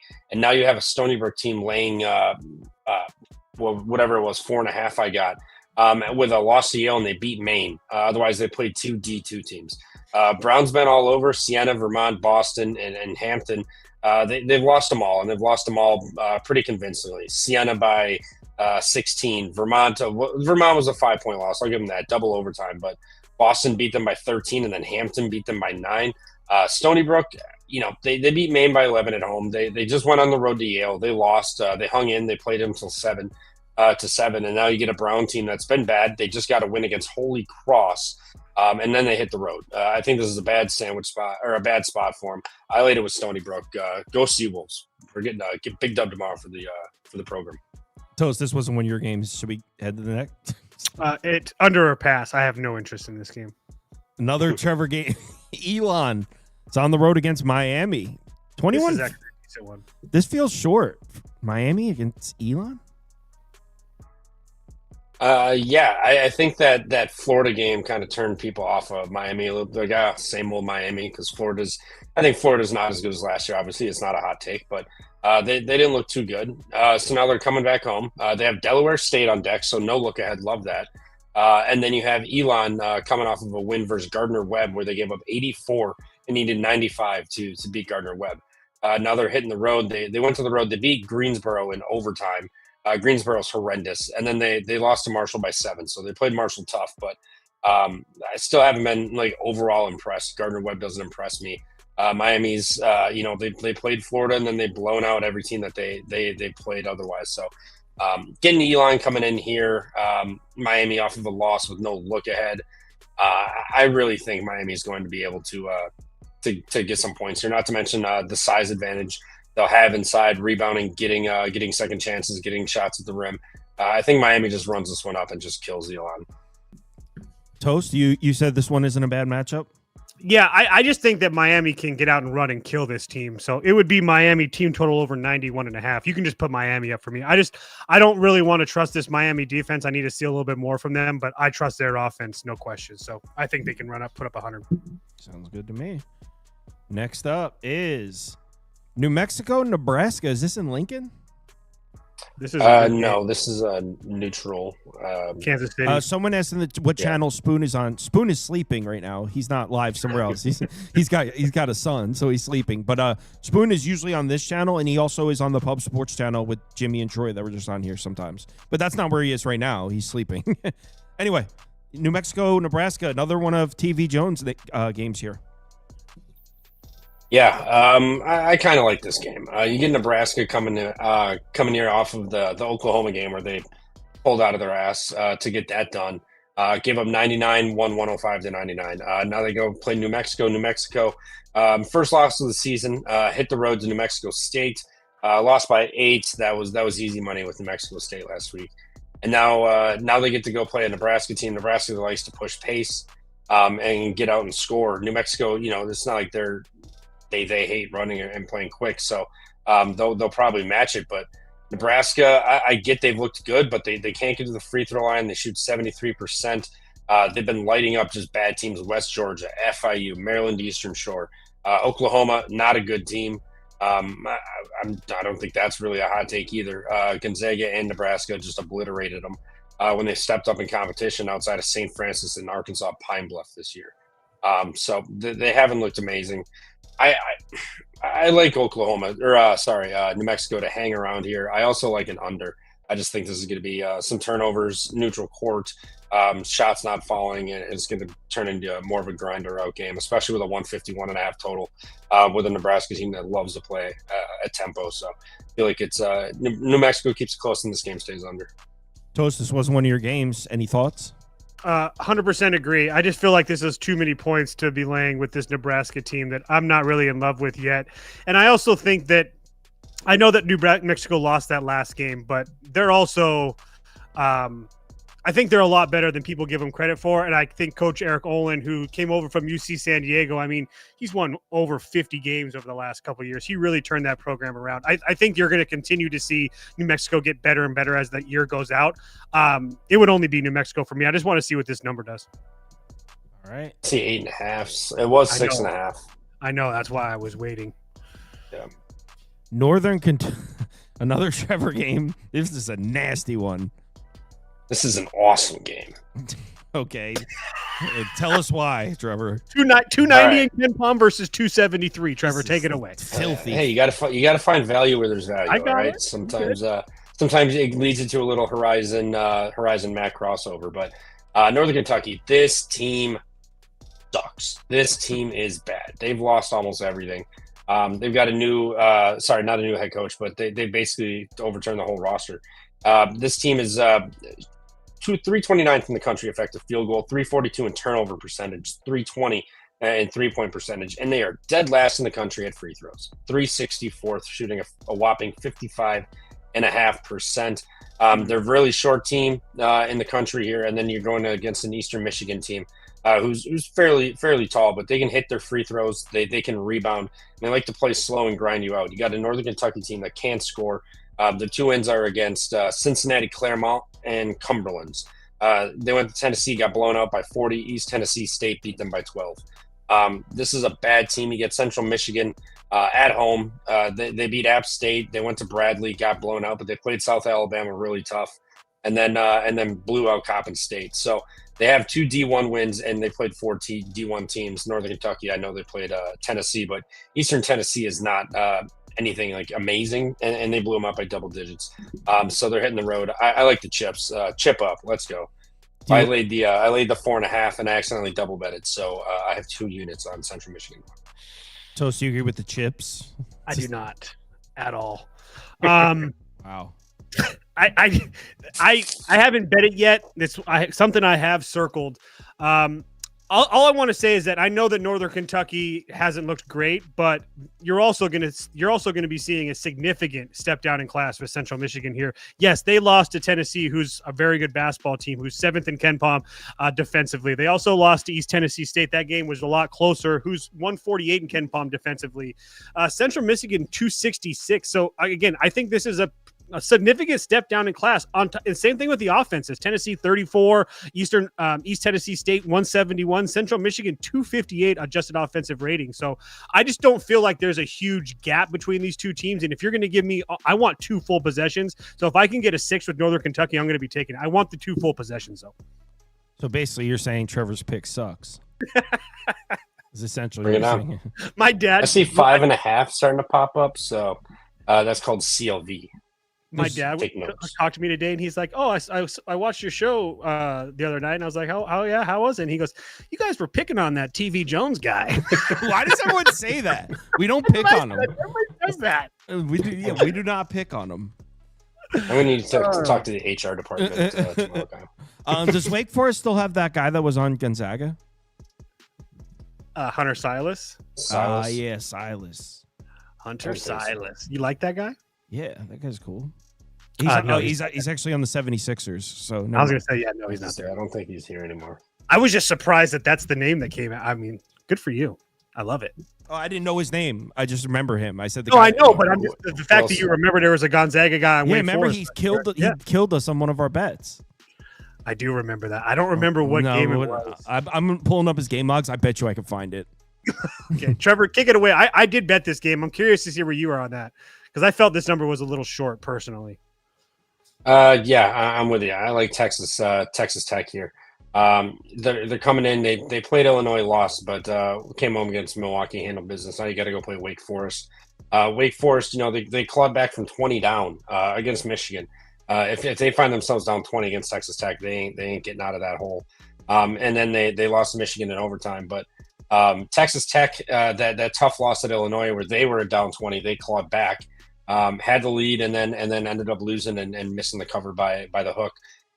They came home, beat Milwaukee. Now you're going to go play Wake Forest. You get another P5 on your schedule. I think McCaslin's going to have the guys up for this one. This is a game they can drop 2 of their first P5 games or P4 games. They're going to need to really get this one down. And Wake Forest, I wasn't too impressed. I thought it was more they're just playing Michigan, and Michigan's defense is suspect. So if they find themselves down 15-20 to Texas Tech, they're not getting out of that hole. Give me Texas Tech. I got 8.5. So. I'd still lay the 9, I think. Oh, 8.5. 10. Sharp alert. What can I say? Well, if he's sharp, I gave out Texas Tech about 5 hours ago at 7.5. So Wow. Lines weren't open for me yet. Toast sees Super you sharp. sharp and raises you a sharp. So you're both on the Red Raiders? Yeah, I like what Trevor was talking about. Obviously, that loss against Illinois doesn't look great, but I was on Illinois in that game. It was I felt like it was a pretty lucky cover. It definitely helped the fact that they were in Illinois for that game. But for me, I don't understand why this number was below 10 to start in the first place, at least under 8. I know obviously it isn't now, but Wake Forest isn't that good of a basketball team at all. I know that they're 3-1, but they've played the 314th strongest schedule in the country. And the only reason that it even looks somewhat respectable is because Michigan has a 13 by their name. But let's talk about Michigan. They suck. And they might be 4-0. They could be 2-2 easily. And on top of the fact, Michigan State turned the basketball over 17 times in that game versus Wake Forest. That's not going to happen with this Texas Tech team. I can assure you that. Texas Tech is one of the best teams in the country as far as not turning the basketball over either. So I will give you that Wake Forest has a little bit of size on Texas Tech here. I don't think that's going to matter, especially with guys like Toppin and Watts down there. I think those guys are just much, much better than these guys. So the size isn't going to matter too much. I really, really like Texas Tech here. I don't really love the fact they don't shoot free throws very well, but their 3-point shooting has come along this year. And they're still over 70% as a team. So like I said, I thought this number should have been 8.5, 9. Anything under 10, I think are good. Wow, both of you are on the Raiders. Haven't heard anything to keep my undefeated streak would have been kept alive if I took the under. True. This is the game you put your streak on. Joe's +9. Yes. Big. And sprinkle money line. Please do it. Please do it. So UNLV is losing at home to all these horrendous teams. UT Martin may actually be fairly. I was going to say, hold on. So that loss might not look as bad. But still, you're still UNLV at home. You can't lose that game. Okay, but can we talk about Tennessee Martin going on and beating Bradley as a 15.5 point dog? I said that. I might actually not be a bad loss. They look pretty good. And Montana just went in and barely lost to Texas A&M on the road, so it's not like they're terrible losses. Texas A&M isn't good. Okay, fair. Yeah, but you got UNLV in here. They go to Memphis. They get the big underdog win. They were double-digit dogs. Win outright for Passner. Passner's feeling all good. He's got the suit on. He's looking clean. He's looking spiffy for the return to Memphis. They get the job done, and now they're heading back out to Vegas. And this is a sandwich spot. I have to find who it is Maryland, again. Alabama. Yes, thank you. Maryland, Alabama coming up on Monday. So you leave, you go get the win at your coach's former employer. You fly back, you play St. Joe's, and then you got to go fly and play, or move, or I think it's semi-home, so it's got to be in Vegas, probably Players Era. And then you got to play Maryland and Alabama, and you got to prepare for these teams. This is a sandwich spot. This is a go through the motion spot. This is a oh shit, we're down 6 at half. We gotta get our heads out of our ass spot. I run St. Joe's big. I'm going to sprinkle the money line when it pops up for me. Also, I love St. Joe's here tomorrow. Favorite play of the day. Wow, favorite play of the day. And so you think his favorite play of the day is horse shit? Kinda, to be honest. I wouldn't use those words. Where do you think the number should be? Double digits? I actually think that there's a reason that it's this big of a number. I thought it was going to be shorter, to be honest. They just beat Memphis on the road. Yeah, I thought it was going to be a little bit shorter. If you think to be it should honest be shorter, with you. then let me get St. Joe's. Go ahead. I still think that UNLV wins by double digits. Like I said, I think that UNLV, it's easy to look at them and being 2-2 and their 2 home losses, Tennessee Martin and Montana. But like I just talked about, Tennessee Martin has a horseshoe up their ass. They've been playing out of their minds lately. They lost that game by 5. And then, like I said, Montana just went on the road. No matter what you think of Texas A&M, they still went on the road to a Big 12 team, or I'm sorry, an SEC team, and barely lost that game. So I'm not trying to make a case that we should crown UNLV for losing those 2 games or give them excuses. But at the same time, I don't think those 2 losses are as bad as people are making them out to be. I also think that St. Joe's is just plain bad. I think they got absolutely slaughtered by Virginia Tech. They could have got slaughtered by Penn. They completely let that game away. I mean, they were dominant in the first half and then just completely let that game away. And I still think that UNLV is a step up in class to both of those teams. I know that Virginia Tech, is up much higher in the rankings than UNLV, but maybe I have the blinders on and I just love this UNLV team too much, but I do think that they're a lot better than people give them credit for. And not to mention the fact they don't take a lot of threes. They shoot a whole bunch of balls inside. They're one of the best 2-point offenses in the country right now. I understand that the sandwich spot. I totally get that. But at the same time, after losing 2 home games already, I don't think that's possible. On top of the fact, is Maryland really that good? Because, I mean, they beat Alcorn. Big 10 team, yeah. I'm just saying, are they really that good? The answer is no. Maryland's are good. Yeah. No, they're not. They're not. Maryland's also in a fade spot tonight, and they went to overtime as 20-point favorites against Mount St. Mary's after the Marquette win, where Buzz went into his former employer and got the win. Marquette is bad. They lost a game. UNLV isn't? They lost 3 out of 4. UNLV is better than Marquette. They lost to Montana. No. Yes. Marquette would beat UNLV on a neutral. Yeah. No. Definitely. And that's facts. No. TV Jones is right here. No, you're letting your East Coast bias. Marquette sucks. UNLV sucks. Bro, you more. clearly have a weird thing for this UNLV team, and you have all year. I do, but all those East Coast teams that you're talking about, those conferences are terrible. The Big East, terrible. What about Montana? Absolutely terrible.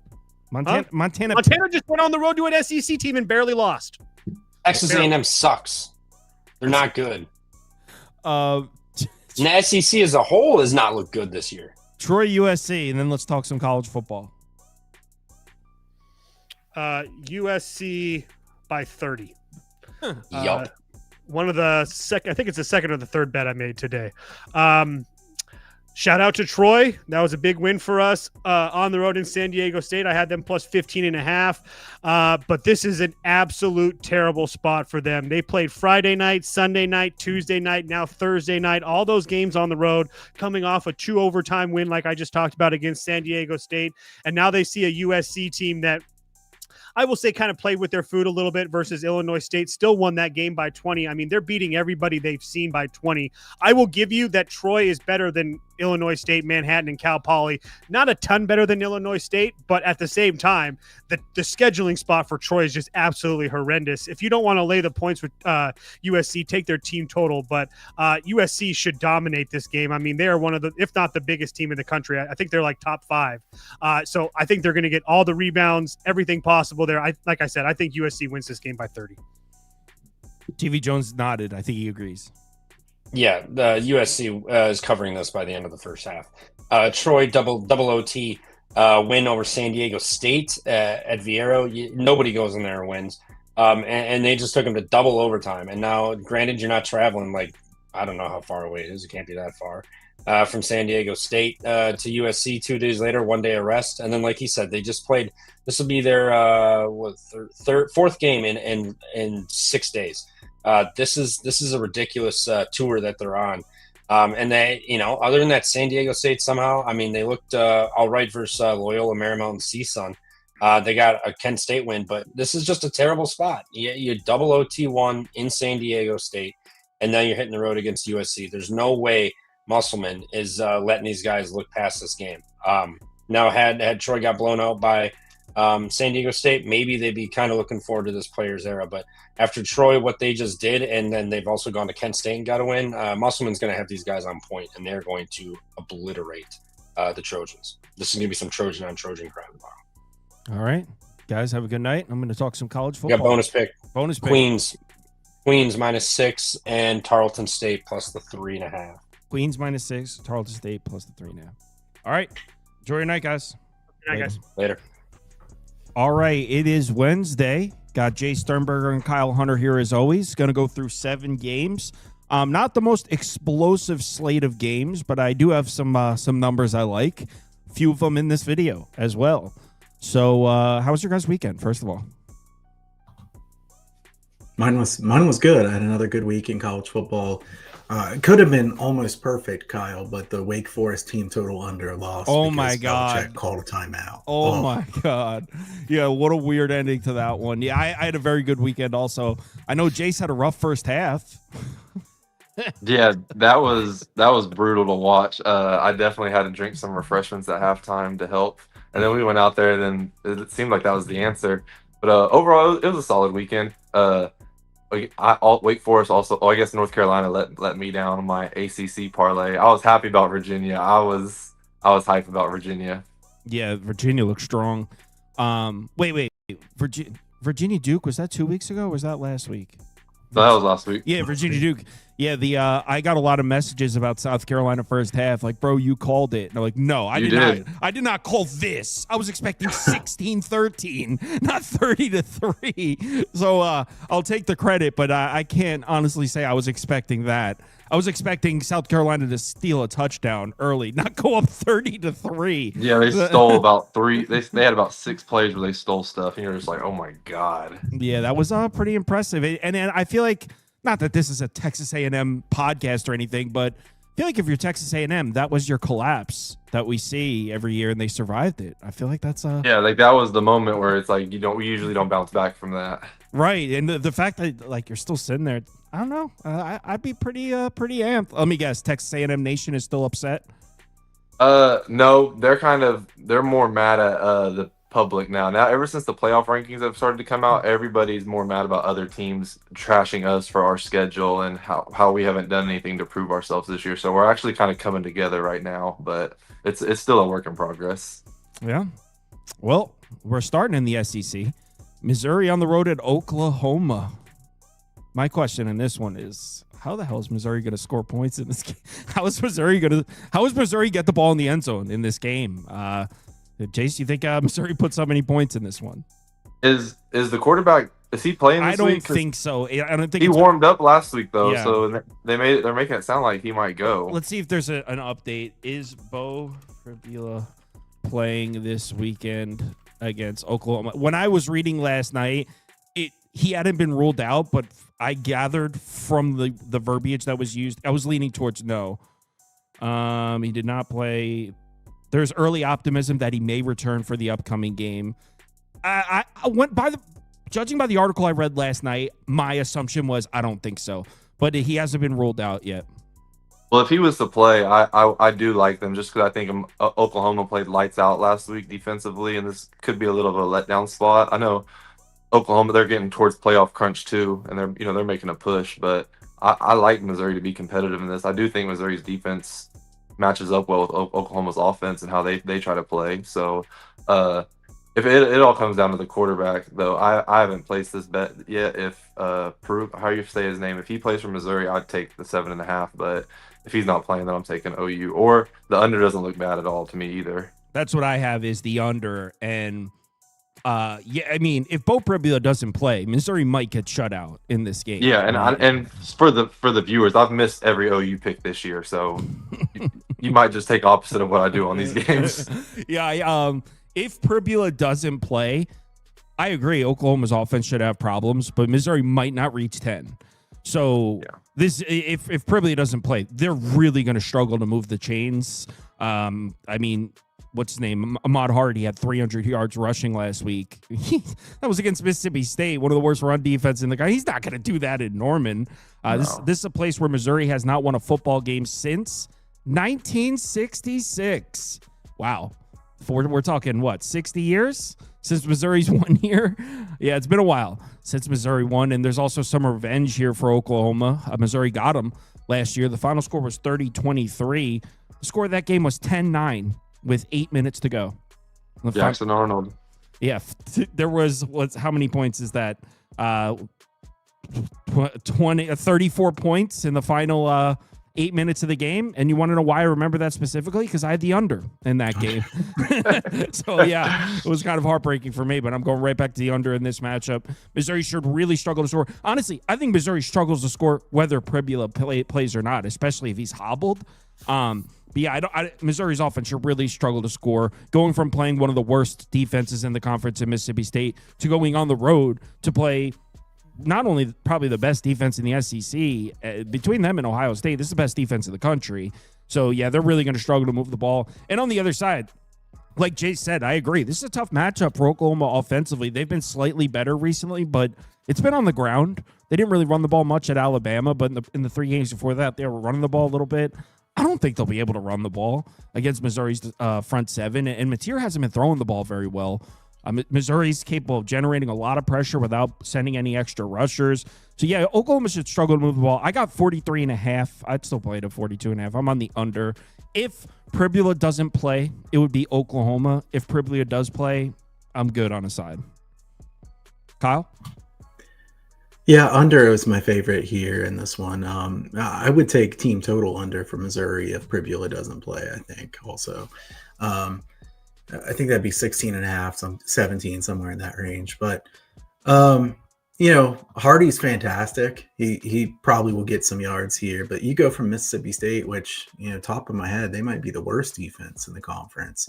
And now you play such a good defense. I'm really confident Oklahoma's going to do their best to stop the run and make Missouri throw the football here. So they're going to stack up the box a little bit extra. Missouri's only played 2 games on the road this year, 10 points in a loss to Vanderbilt and 17 in regulation before having 23 in double overtime against Auburn. So they haven't looked great on offense away from home. Mateer, he really hasn't thrown it. Like you said, he's been running quite a bit more of late, and maybe it's game plan shift or they don't really want to throw it too much or what, but he's scrambled quite a bit more. Missouri's defense has been really good on down-to-down basis, a little bit not as strong in the red zone, so maybe Oklahoma can cash in some in the red zone. But I think this is a slow-paced game where, Oklahoma has tons to play for. You guys know that. Everybody this time of the year that's still in the running has a lot to play for. I'm just not sure Oklahoma can run up a score against Missouri here. I think under 42.5 is my favorite here. Yep, agreed. Let's move on to the next one. And Kyle, how is this one under 3? I'm on SMU minus 1.5. It moved up to 3. I saw 3.5. Now it's back to 2.5. I don't know how this one is under 3. I'm on SMU here. Anything under a field goal. You agree? Yeah. I like a couple things here. So I agree. SMU is the side I would take. I like the under too. SMU's defense has been really good. Alternatively, you could just take a team total under here for Louisville, and I think that makes sense. But this is probably my favorite of the games that we talk about here today as far as bets. Louisville, 2 heartbreaking losses in a row. Now there's some question about who's going to start at quarterback. You guys saw the Miller Moss comments after the game, right? Yeah. Culture problems, that's going to have to get fixed up in the off season. That was probably, even if it's true, probably not the best comments to make, because now nobody really loves Miller Moss right there, I don't think, for saying that. And, the Louisville offensive line has been their undoing this year. I think Moss has been disappointing, but the offensive line is very bad as well. 101st in offensive line yards. SMU is 22nd defensive line yards. Louisville is 87th in havoc rate allowed. SMU is 6th in havoc rate on defense. So whoever plays quarterback here for Louisville is about to have a lot of people in the backfield with them. I think Louisville gets predictable on offense here, has to throw. SMU lines up and really gets after it on the pass rush here. SMU is also first in the nation in takeaways, really aggressive on defense. I think we see some more takeaways in this one. Neither offense is really that explosive. The 2 defenses have been really good at not giving up big plays. I think SMU, though, is kind of rounding into form, playing their best football of late. They've had 2 weeks to get ready for this game, while Louisville played a physical game against Clemson last week. I think under. I think SMU. It is pretty shocking to me that the line is minus 2.5. This feels like a really good spot for SMU. Yeah, I grabbed the minus 1.5 as soon as I saw it. And I thought this was going to be a monster edge. I thought this was going to close at like 3.5, and it moved right up to 3. And I was like, I nailed it. And then I checked again later that night, was at 2.5. So I don't know who bought back the 3. Yeah, I think this one should be 3.5. Like Kyle said, SMU's defensive front has been so tough, and the only thing Louisville could do is run the ball. And that's the strength. I mean, SMU on paper is one of the best run defenses in the country. In their last 4 games, they're allowing less than 2.7 yards per carry. Now, they haven't played the strongest rushing attacks in the world this year, so I suppose you could say, well, they haven't seen a run game like Louisville's. But without Isaac Brown, I'm not even sure how explosive I consider Louisville's rushing attack to be. That the kid that stepped up is playing pretty well. I forget his name. He was originally the 3rd running back on the roster, but he's kind of been thrust into the main role. He's pretty good. But yeah, this SMU defense has been so tough against the run, and now there's quarterback controversy, whether it's Miller Moss or one of the other guys. You're going to send them here on the road to try to throw the ball. Yeah, SMU secondary has dealt with injuries all year, but like Kyle talked about, I mean, ball hawkers, man, 16 interceptions this year. So yeah, you're probably not going to be able to run the ball on SMU's defense. You're going to go in there, try to drop back and pass on the road with quarterback uncertainty against a team that keeps snagging interceptions. By the way, those injuries to SMU secondary, they're hoping to get 1 or 2 of those guys back after the bye week. So they might even be healthier. Yeah, I don't love the matchup here for Louisville's offense. And look, on the other side of the ball, Louisville's defense is official. It's very strong. I'm not poking holes in that defense. I've been gassing it up all year. Stanquan Clark, one of their main defensive pieces, also came back from injury for the Clemson game. So they're even healthier. Big fan of this Louisville defense. But here's the thing. One of the strengths of this Louisville defense, maybe the strength, is pressuring the quarterback. They've got one of the best pass rushers in the country. Here's the problem. Kevin Jennings is freaking Lamar Jackson. I don't know if there's a quarterback in college football that's better at handling blitz packages and handling pressure better than Kevin Jennings. He's got some of the nicest looking splits against the blitz and under pressure of any quarterback in college football. He was also dealing with a leg injury earlier in the season, so the bye week gives him a chance to get healthier. I think SMU can score on Louisville as well. Not to mention, I mean, let's be real. We're talking about teams that are in just opposite positions. Louisville's season just got spoiled, man. They just lost back-to-back home games. It's over. It's over. I mean, I'm sorry to say that, but season's over for Louisville.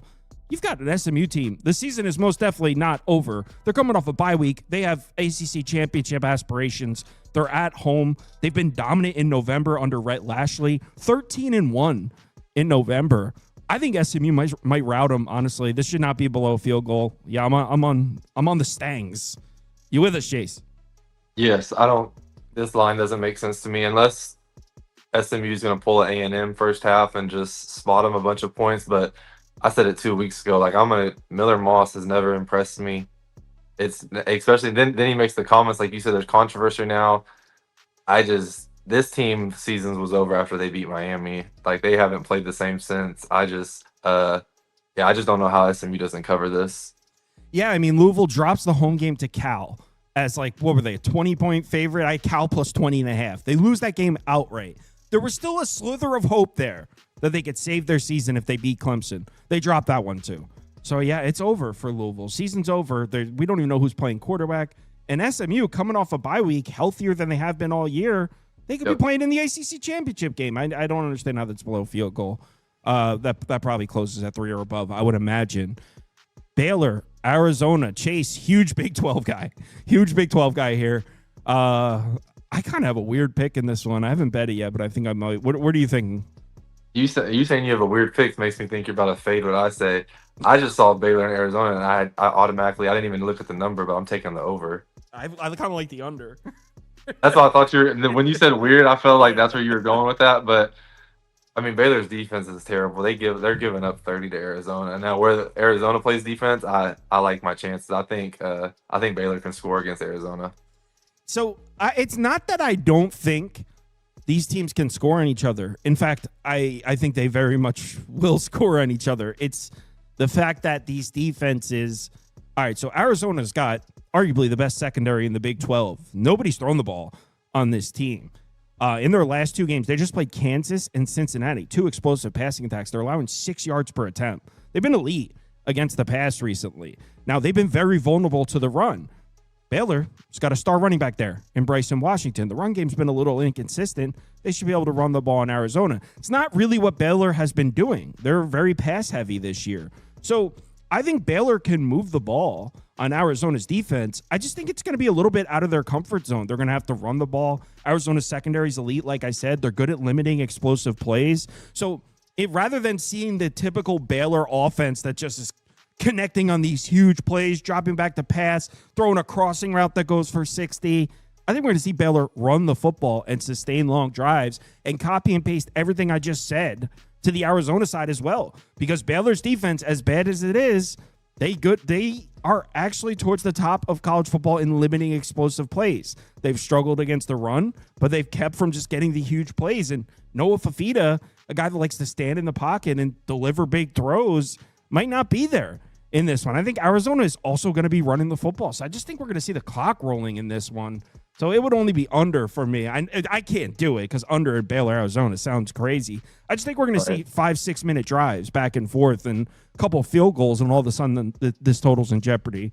So I would actually go under here. Kyle? All right, so Jace likes the over, Kyle likes the under. I'm going to stay away from the total here in this one. I won't break the tie here. I'm going to take Arizona -3.5 in the first half here. If you look at the stats this year, Baylor's just been absolutely terrible in the first half. I was looking at this one here this morning. Baylor 83rd in the country in first half point margin. They've been horrible against the spread in the first half with this head coach through the years. I don't really know why they're never ready to go in the first half. And maybe now that I say it, they'll be ready to go in this one. But 22nd in the first half point margin for Arizona. I just think that Arizona's offense has passed the success both through running and passing. Baylor's pass defense is okay. They're still only 72nd PPA per pass allowed. Run defense for Baylor, oh man, it is ugly. You can't say enough about how weak they've been. 122nd defensive line yards, 120th in yards per carry. The Arizona offensive line, 21st in offensive line yards. They've kind of surprised me with how good they've been. I think Arizona gets a chance to jump out to a nice lead here in this one. So I'll take them in the first half. One thing Baylor has on Arizona here is they're much better on special teams. But at the same time, Baylor turns the ball over so much. Very heavy turnover team. Almost 2 turnovers, 2 giveaways per game. I like Robertson overall as a quarterback, but he does turn it over too much. And Kyle, I mean, the question is, I know that they could have some edge rushing, but they love throwing the football. I mean, their pass rate's almost 60% of their plays. So I don't know if they'll actually run the football as much as they should. So I'm going to back Arizona here in the first half. All right, let's move on to the next game.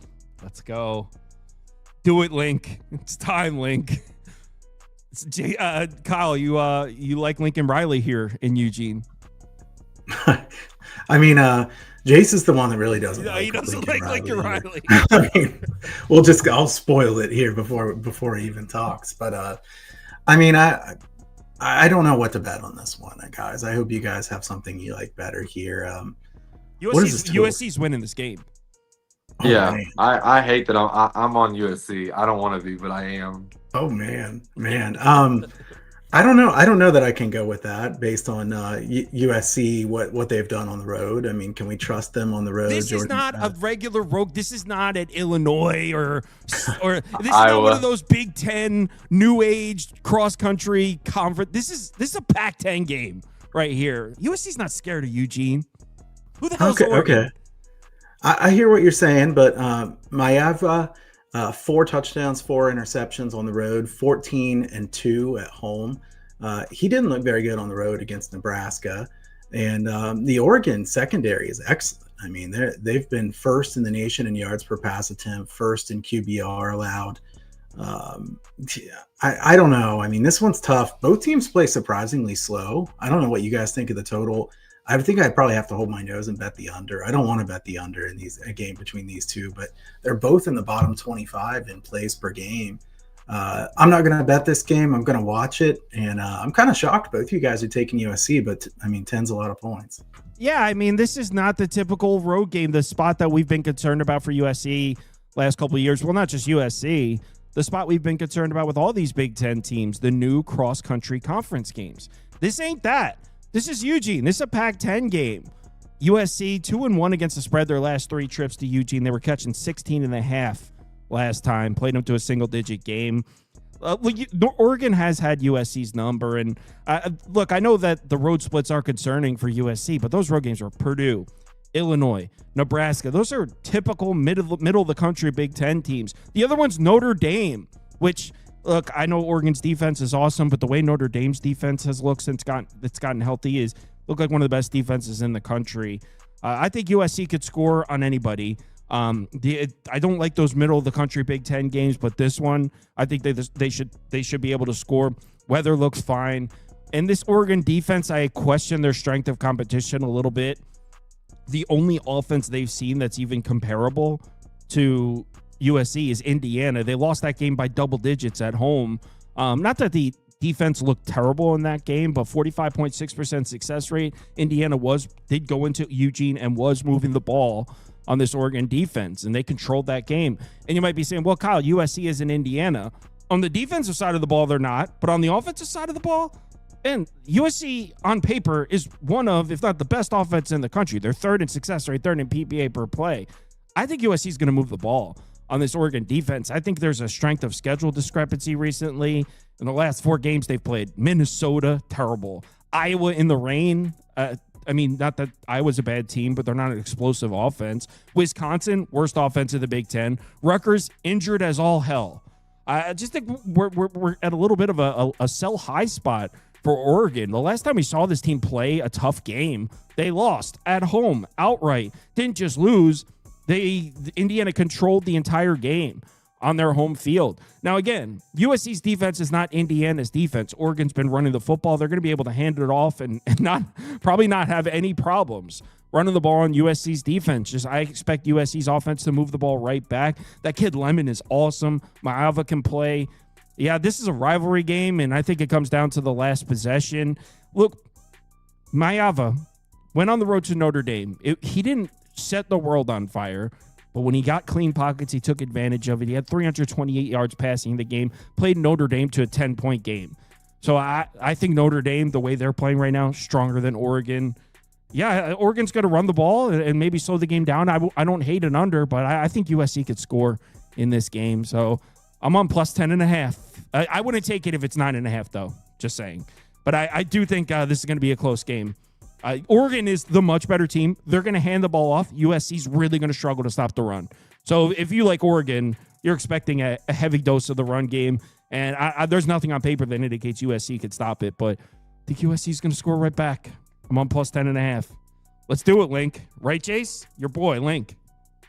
Yeah, that's what scares me, why I like them so much. I don't know. I think they showed a little physicality last week against Iowa on their comeback win, and they kind of bowed their necks a little bit, which is surprisingly to say since it's USC, especially a Lincoln Riley coached football team. But like you said, I think their offense is clicking right now, and Oregon's good. Don't get me wrong, but yeah, I think this is a good spot to fade Oregon because the 10.5 is cool, but if USC wins the turnover battle, I think they win the game. Like I genuinely think USC can win this week, and this will be a huge win for probably the biggest win of his career at USC. And what I'm thinking when I'm looking at this game is there's a perception that USC's out of it. USC has one conference loss. They win this game, they have a good chance. Well, I think they need Michigan to beat Ohio State. But if they win this game and Michigan beats Ohio State, they're playing in the Big Ten championship game. Like, USC is very much alive. And there's a couple games that come to mind that are kind of skewing our vision here. The loss at Illinois, the last second loss to Illinois. So they lose a tough road Big Ten game at Illinois. Man, Oregon did the same thing. They just happened to get a game-winning field goal at Iowa. If those were flipped and USC hung on to win that nail-biter at Illinois and Oregon lost, this number would be 6.5. So I maybe that's a little bit of an exaggeration, but this number would not be over 10. So the fact that the end of those two close road conference games went the way they went, I feel like is getting us an extra couple points here on the number. And like you said, they're on the same body clock. Like, it's not. It'd be different. Like you said, they're going to Nebraska. They're going all the way to Penn State to play. Like, they're used to this trip. They're going to be hyped. Yeah, and I mean, like, Oregon looks strong in their home conference games, right? Who they play? Wisconsin. Indiana they lost. They've Minnesota. These are teams that are not used to playing in Eugene. USC's good. Low-paced offenses too. Like they're gonna be fine. I have a follow-up question real quick on this one. If you guys think USC has a shot to win this game, do you also like USC's odds to get to the playoffs at like plus 375? That involves them beating Indiana or Ohio State, right? Yeah. Does that mean they'd have to win the Big Ten to make the playoff? I mean, probably. Yes, they definitely. Well, unless they go 10-2 and don't make the Big 10 championship game. Yeah, they didn't be close. Oh man, that's. I don't know how you don't consider them. Their offense is legit. They get dusted by Ohio State. I don't think they would play Ohio State though. I think they would play. I don't know. Rumors are that wide receiver room is not looking too healthy right now. It's just the rumors. Yeah, they did. I'm not a Buckeye insider. I'm not spewing hate or negativity. That's just what I read. Oh, you're not a Buckeye insider? No, not right now. I'm working on it. I'm getting my credentials. Arkansas, Texas. I'm on plus 10.5 here. Jason, you're on the Hogs? Oh, I'm on the Hogs. I love Taylon Green. I was just saying, I think if he was on any winning team right now, ranked team in the country, I think he'd be like one of a Heisman favorite. I think he just needs I just think the rest of the world needs to watch him play when he's playing legit and smart football. Plus, huge news for Texas, their star linebacker, really the only person who contributed points in their game against Georgia because he had that interception that got them down to the red zone. Was Anthony Hill's not playing, broke his hand. I'm sure he'll get some magic surgery and be healthy next week for A&M, but he's not playing against Arkansas this week, and this is 100% a look-ahead game. Texas, all they're talking about is A&M right now and how they're going to give us our one loss, and A&M's still not going to make the SEC championship because Texas, blah, blah, blah. And Bobby Petrino's about to come up there and light them up for 30 points offensively. So I'm on the Hogs 10.5. Yeah, agree totally. So Arkansas has lost 8 football games in a row. 8. Want to know how many of those 8 were by double digits? 1. Notre Dame, right? Notre Dame. That was Pittman's last game. Like they were. Yeah, they weren't even trying. So like it's a little bit deceiving here. They lost 8 in a row, but I mean, we're talking a 3-point loss in Knoxville. We're talking 3-point loss to A&M. I mean, this team is They fumbled on like the 10-yard line to kick a field goal in Memphis. They fumbled on the final on the 20-yard line against Ole Miss. Like they're the best 2-8 team in the country. 3 interceptions against Auburn in the fourth quarter to lose that one. So according to Bill Connolly's SP Plus rankings, this is wild. So Arkansas is the unluckiest team in college football so far, but check this out. So according to these advanced metrics, Arkansas should have 3.62 more wins than they have. The part that makes it interesting, second place, as in the second most unlucky team, Arkansas's 3.62. Second place, 2.59. So Arkansas is the most unlucky team in college football by an actual mile. Like there's not even a close second. According to the advanced metrics, Arkansas have 3.62 more wins on their 2-8 record. And like Jay said, there's no Anthony Hill Jr. I cut Texas defense some slack last week. I was like, hey, Taffy's back, the safety. They've been getting thrown on, but now that they got their safety back, they should shore things up. Didn't really happen, and now they lost another important defensive piece, Anthony Hill Jr. We're now talking about 3 games in a row where Texas defenses look less than stellar. They're allowing 34.7 points per game in their last 3, over 5.8 yards per play. Arkansas's offense is explosive as hell. I think they're going to move the ball in this game. They move the ball on everybody. They put 40 on A&M. They put 35 in the Mississippi State game. They put 30 on Tennessee. 30 on Memphis. 30 on Ole Miss. This team scores. So yeah, Arkansas is going to move the ball in this game. It's the other side. It's the Arkansas defense. That's where people are a little worried. Here's the thing. Don't tell anyone. Hogs are playing some defense recently. In their last 3 games, under 5.5 yards per play, 40.8% success rate. They had that 5-game stretch where their defense got absolutely lit up to hell. They played Ole Miss, Notre Dame, Tennessee, Texas A&M, and then Memphis thrown in there. In those 5 games, they were the worst defense in the country, and it wasn't close. Since then, they've started to play some lesser offenses. Auburn, Mississippi State, LSU. They're actually playing some good defense. The PPA numbers look good in the last 3 games. I'm not saying it's a great defense. I'm just saying it's not nearly as bad as their year-long numbers show. This team's actually Good playing defense. It's a good defense with 10.5 points spotted. well. And Texas offense. Like, who the hell is Texas offense to even strike fear in us? Georgia's secondary hasn't been very good this year. I mean, Texas offense just isn't very good. I think Arkansas can play a good defensive game. Yeah, I'm on plus 10.5. I honestly, Is Wingo playing? No, Wingo. I didn't write. He's their best receiver. Sarkisian was saying how he was optimistic in the week about Anthony and Wingo, but obviously Anthony's not playing. I read Wingo. I didn't write it in my notes though. But yeah, I honestly think this should be 7. So if this is above a touchdown, I'd say it's still playable. Kyle, you with us? Hogs. All right, I wasn't going to take anything here, but you guys have just talked me into a bet here. I'm going to place. I'm going to take Arkansas team total over 23.5. I mean, they should score points here, right? They've scored points in nearly every game.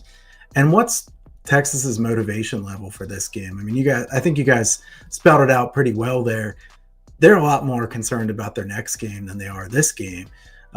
Their season's kind of been ruined at this point, but they'd like to ruin somebody else's season. I mean, Arkansas is already a 2-win team. Like Kyle said, they could arguably be a team playing for a bowl game. The thing that concerns me about betting Arkansas is they just turn the ball over so much. I mean, they should have beaten LSU, and they finished -3 in turnover margin. But I mean, I trust Taylor Green quite a bit, and you guys were pretty convincing in your cases here. So I am going to bet here personally over 23.5 on Arkansas. And I kind of think I'd probably bet over for the full game if I was forced to take something else. But, Texas's offense has been inconsistent. Arkansas is going to play really fast. The only caveat I'd say about the Arkansas defense the last 3 games, they haven't really played very good offenses in those games either. Having said that, Texas offense isn't very good either. So I mean, I guess it's just one more of one like that. But I like Taylor Green. Like Jay said, I mean, Green, if he played on another team, would be getting a lot of love right now. He's really not because they've lost games, but he's explosive. And I'm going to count on them to get to 24 points here. Let's do it. Yeah, I actually kind of was leaning under as far as the total, though, but Arkansas up. Pittsburgh, Georgia Tech. I have a bet in this game. I can't. So I'm on Georgia Tech -2.5. And here's the thing. This is a really tough matchup for Georgia Tech. Pittsburgh's defensive front is very strong. Georgia Tech has to run the ball. But how do you step in front of Georgia Tech in this building? This team is 5-0 this year at home, 4-1 against the spread. They haven't lost a home game since 2023. It's been a minute since they lost a game in this building. So, yeah, Georgia Tech looked shaky the last 2 games, right? They lost to NC State. Then they almost lost to Boston College. Both those games were on the road. So, I mean, everything's fine. They're still sitting at the top of the conference. Win this game. They're still playing in the ACC championship game.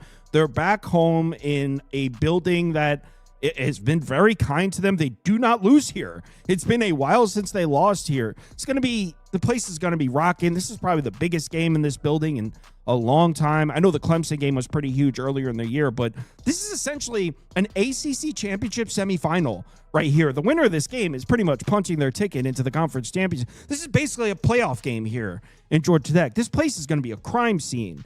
And I just don't think Pitt, with a freshman quarterback, is the team to do it, especially a freshman quarterback that seems to be coming back down to earth.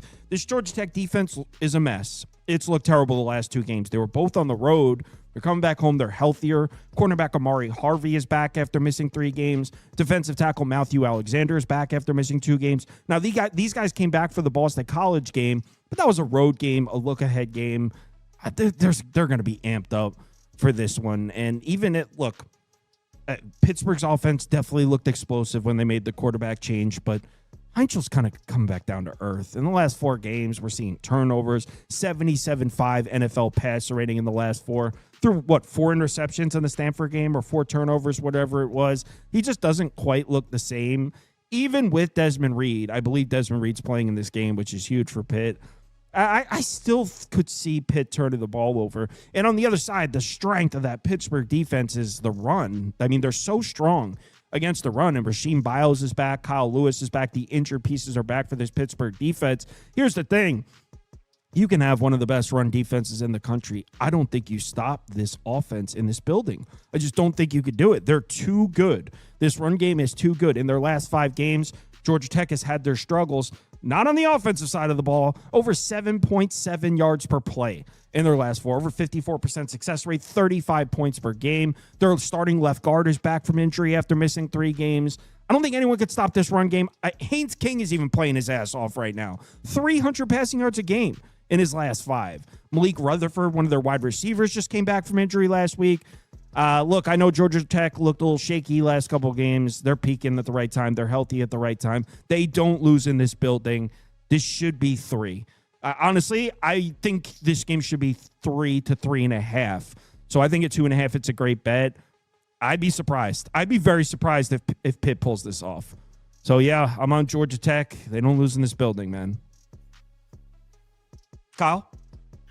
It's a little hard to bet Georgia Tech based on what their defenses looked like the last couple weeks. I definitely want to bet Georgia Tech here, and that's certainly my lean. I haven't pulled the trigger on this one. I guess my question is, how do you give up 48 points in a loss to NC State? Have a bye week. It's like you got a bye week to try to fix things. You come back, you give up 34 points, 8.1 yards per play to Boston College. I mean, this is Boston College. That was definitely a bad look for the defense. Georgia Tech's between like plus 160, plus 200 to make the playoff. I do think if they make the playoff, I don't like their chances too much because they have too many weaknesses as a team. Now, against Pitt, I like their chances a decent amount better. I think Mason Heinschel's kind of come back down to earth, like you said, Kyle. He's a decent quarterback, but I don't think he's a star by any means, at least at this point in his career. And Reed got hurt again last week. I know he's going to try to play here, but I think he is going to play. I think he is going to play. He's been hurt a lot, though. Yep. I mean, I feel like he's less than 100%. This has happened quite a few times. I also don't like a team where I think we talked about this last week where Narduzzi's like, well, I don't give a crap about this game. We could lose 100-0. We'll get ready for next game.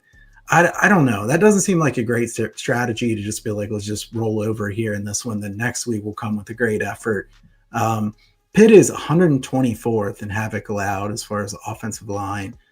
Georgia Tech's not great at creating havoc, but the Pitt offensive line is a big weakness. To me, Pitt's the stronger defense. Obviously, Georgia Tech's a stronger offense for sure. And Kyle, I mean, you said Haynes King. Even Haynes King's been playing great. Haynes King's really good. I mean, I think Haynes King is. Yeah, you didn't need to throw that even. You didn't need to throw the even in there. That was. I know that even was kind of. I don't know if that was like because they're not really a passing offense. I'm just saying, man. You made it sound like Haynes King is not good. He's a meaty as a thrower. He's okay. He's not the type of guy you expect to be averaging 300 passing yards a game. Yeah, passing wise, yeah, I get it. How you made it sound like his overall game. No, I just meant no. I don't mean like he sucks. I just mean like we don't usually see him throwing for 300 yards. His passing, yes, I'm with you. 300 yards a game over a 5-game sample is a lot for him. I like that you clarified that though, because it did kind of make it sound like you didn't like Haynes King in general. So he's cool. He's just not the type of guy that throws for 300 yards a game. No, I agree. He's a winner though. Like he finds a way to win games. They move the football and I think this is something you were saying too, is the run game with Haynes King probably works even against Pitt because they don't just drop back and hand it off to the running back like a lot of teams do. I think he's going to scramble a lot. King is, you always kind of wonder, how did he get that many yards out of it? He finds a way to do it. Over is probably my lean as far as the total, but I'm going to take Georgia Tech -2.5 as my favorite here too. I think they just find a way to do it. It might be ugly, but I think they do it. And let me ask you, as far as Heinschel, what environment has he seen that's going to be comparable to this? He's a freshman. He started a game at Florida State, but Florida State was on like a 3-game losing streak at the time. They might not even have. That is not the same as this place is going to be going nuts for this game. This is going to be a playoff game, and this is a freshman quarterback. I think he throws a couple picks. Jace, you with us? I am, but I got opposite views in the sense of I think that one, like Kyle was saying about Nardizzi's comments, I think that's the craziest weakest mindset you could have. What would you do if a coach said that to you? I don't know how I would think about. I would be kind of embarrassed because I'm just like, because my coaches in the past, like especially Coach Tomlin, like they've preached about stuff like you just don't flip a switch. Like whenever you want to get in that mode, like it doesn't work like that. Like you have to put in the preparation.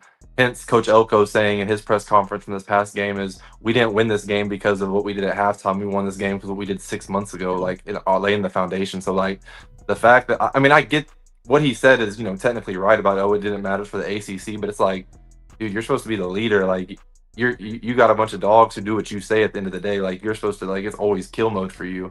That just kind of already just threw me off the whole pit wave in general. So I wasn't surprised by the Notre Dame game. I think the best way for Georgia Tech's defense to bounce back is you have that energy that's just going to be provided playing at home. I didn't look at what time. Is it a night game or is it evening? 7. Even like so that, like you said, that place is going to be rocking. I think my crazy prediction this week for the ACC is going to be, I think it's like 34-17. I think they win by 2 touchdowns. I agree. This one, I think Georgia Tech puts it back together. They had, like you said, they got embarrassed at North Carolina State, had the bye week, and then you come back and you're like, damn, we just worked with this whole bye week to get better for this game, and then we laid 33 to Boston College. Like I would love to know what practice was like this week. I guarantee I would love. I know it was hell. I think this one and the SMU game, two numbers that are currently sitting below a field goal that I think could be comfortable wins. SMU and Georgia Tech. I bet them both. This last game, is Cincinnati dead? Like I don't even know what to do with this one. Spent about 20 minutes looking at it, see if I can find something. I don't know. I think Arizona's a little underrated, and I kind of think it's senior day for Cincinnati. Look, BYU's offense, you know what I was a little surprised to see? So here's something I've learned from doing this is the eye test lies to me. Or I should say first person, my eye test lies to me. Because I've watched the last few BYU games, and I thought this offense has looked excellent. They actually haven't been running the ball very efficiently. Bear Bachmeier looked great in that TCU game. That was at home against TCU. I don't know if you can count on him having that efficient of a day throwing the ball on the road. And my first thought was like, well, who cares? BYU can run the ball in this game. Well, they're averaging under 3.8 yards per carry as a team in their last 3. That includes a game against Stanford. I don't know. I kind of think Cincinnati will be fired up for one last game here for senior day. And I think the line's a little bit of an overreaction. If this game was played 2 weeks ago, Cincinnati probably been laying a point, maybe a point and a half. So I think the line's a little bit of an overreaction. I'm putting Cincinnati up. I didn't have it in me to take it, though. Jace? I want Cincinnati money line. Oh, okay. Yeah, I think Cincinnati had an awful performance in their eyes against Arizona, got embarrassed at home. So what were they laying? 6.5? Lost, they obviously lost. BYU, I don't think they've proven anything on the road offensively. Like Bear Bachmeier, like he seems pretty one-dimensional at this point, and it seems like teams are watching tape and adjusting to this offense because it's like they're just not getting it done in my eyes. But again, who am I to say anything? I just really like Cincinnati in this spot. I think I'm 0 for 3 betting Cincinnati this year, but this is going to be the week I get a win with them. So BYU's starting left guard left the TCU game injured as well. Waylon Lepaho. Sorry if I'm saying that incorrectly, but he's their starting left guard. He left his TCU game injured. No word on whether he's going to play. So they might be missing an offensive lineman as well. Kyle, you have any thoughts on this one? Yeah, I mean, Nippard's a cool little stadium, and I think this is a big game. They rarely get these primetime games where a lot of people are going to be watching, so I think it'll be pretty crazy there. Weren't we all on BYU last week? I think we all had BYU. Yeah, yeah, I mean, that line made absolutely no sense. Why did that line drop from 6 down to 2.5? And then BYU is just in that perfect spot. I mean, the bounce back spot of all spots. Sataki's a good coach. I'll give him that. I know that this team has some weaknesses, but he's good at getting his team up. I think BYU's run game will work here well. They're 33rd in offensive line yards, 112th for Cincy in defensive line yards. Get ready for LJ Martin and Bachmeier running it a lot here. BYU obviously needs this one badly. I think Cincy's really up for a game like this too. Cincy's top 20 in the country in tempo. They've had some really high scoring games at home, averaging 61 points total in their home games. BYU's giving up 15 points per game at home, but 23.4 on the road. I mean, I honestly think Cincy's been a better first half team. If you look at the point margin, Cincy 18th in first half point margin, 81st in the second half. BYU's 48th in first half point margin, 25th in second half point margin. So I kind of like Cincy first half in this one, but I like the over the best here in this one. I'm going to take the over. I think both teams can score. Sorsby's been really good. One thing about him is he can make some mistakes at times, and you guys know how many times BYU can pick it off. I mean, there could be a pick six. It wouldn't be shocking. At the same time, since he's healthier, Pryor's coming back for this game. They have the tailback tandem back. I think they can run for some yards here. And, I think this is a close game. Could be even an overtime type game. So I'm going to go with the over here. Do you agree that 2 weeks ago, Cincinnati would have been laying 2 here? Yeah, I mean, I think it would have been -1, -1.5, somewhere in that range. And then it's like a reaction to BYU just absolutely kicking butt last weekend and Cincy looking disappointing. But I think you guys are right that this is probably like a buy low spot for the Bearcats. Yeah, and since BYU beat Utah, but they got that one at home in Provo, slightly different. Cincinnati had to go to Rice-Eccles, a little bit of a different data point there, and yeah. So I lean Cincinnati. Didn't take that one though. Kyle, where can they find your stuff? HunterSportsPicks.com is the site. You can find me on the BetUS college football show and on the Spaces on Friday night as well. It's been a good run here of late. College basketball in full swing now as well. College football, NFL, NBA, everything's going on in the sports world. So staying busy, but yeah, you can also follow me there at Kyle Hunter Picks on X. Yep, that's his Twitter name right there on the screen. He's also tagged in the tweet on my profile, so if you follow me, it's tagged right in there. Jace, where can they find you? Only Twitter, right? Yeah, only Twitter, and I don't got any soap. I don't got any rants today. I'm pretty mellow. Yeah, that comeback win. I feel like a united Texas A&M front right now. Yeah, I feel like I don't know what commissioner or playoff committee guy was talking yesterday, but yeah, I feel like that was a more impressive win for A&M. Not because of who we played or because of the team or their record. It was just because a lot of teams I don't think are coming back from that loss. I feel like they've been battle tested in every way this year. They just keep finding new ways to win a game. So I'm encouraged. Is there any I'm looking at it right now. Is there any look ahead posted for Texas A&M in Austin? No, but I'd like to know what you guys are predicting right now. What you think it would be. I guess it'll probably depend on the Arkansas game, but I would imagine it's like A&M, -3? -3, 3.5, I'd say. Kyle? So wait, where is that game being played? Texas, and it's night. It's a night game. Yeah, it's gonna be, and that's Thanksgiving weekend. Everything that Sark has left in the tank is going into that one, man. Let me see what my numbers would have. If Texas beats A&M this week, all's forgiven for this season. All's forgiven. Yeah, it's Friday night, prime time, Thanksgiving weekend, the night before rivalry. This is gonna be rocking, man. Yeah, it's a buzzsaw. It's got to be like 3.5, something like that, right? I think 3.5, one of those. And I mean, do you think that they're going to take too much Texas A&M money if it's -3, and are they going to take too much? I think everybody's going to bet Texas. Okay, I think shootout. 3. Give me over. It'll be a lower total, and I think Texas A&M's. We've seen them get into a couple shootouts. I think Texas shootout. Sark will have something schemed up. Shootout. Mm-hmm. All right, everyone, have a good night. Talk to you guys later. Let's have another good week. I had a good weekend as well. Hopefully that positivity continues. Talk to you guys later. Thanks, everyone, for watching. There's a video up for the Thursday night football game, Bills-Texans. Check it out if you're interested. Everyone have a good night.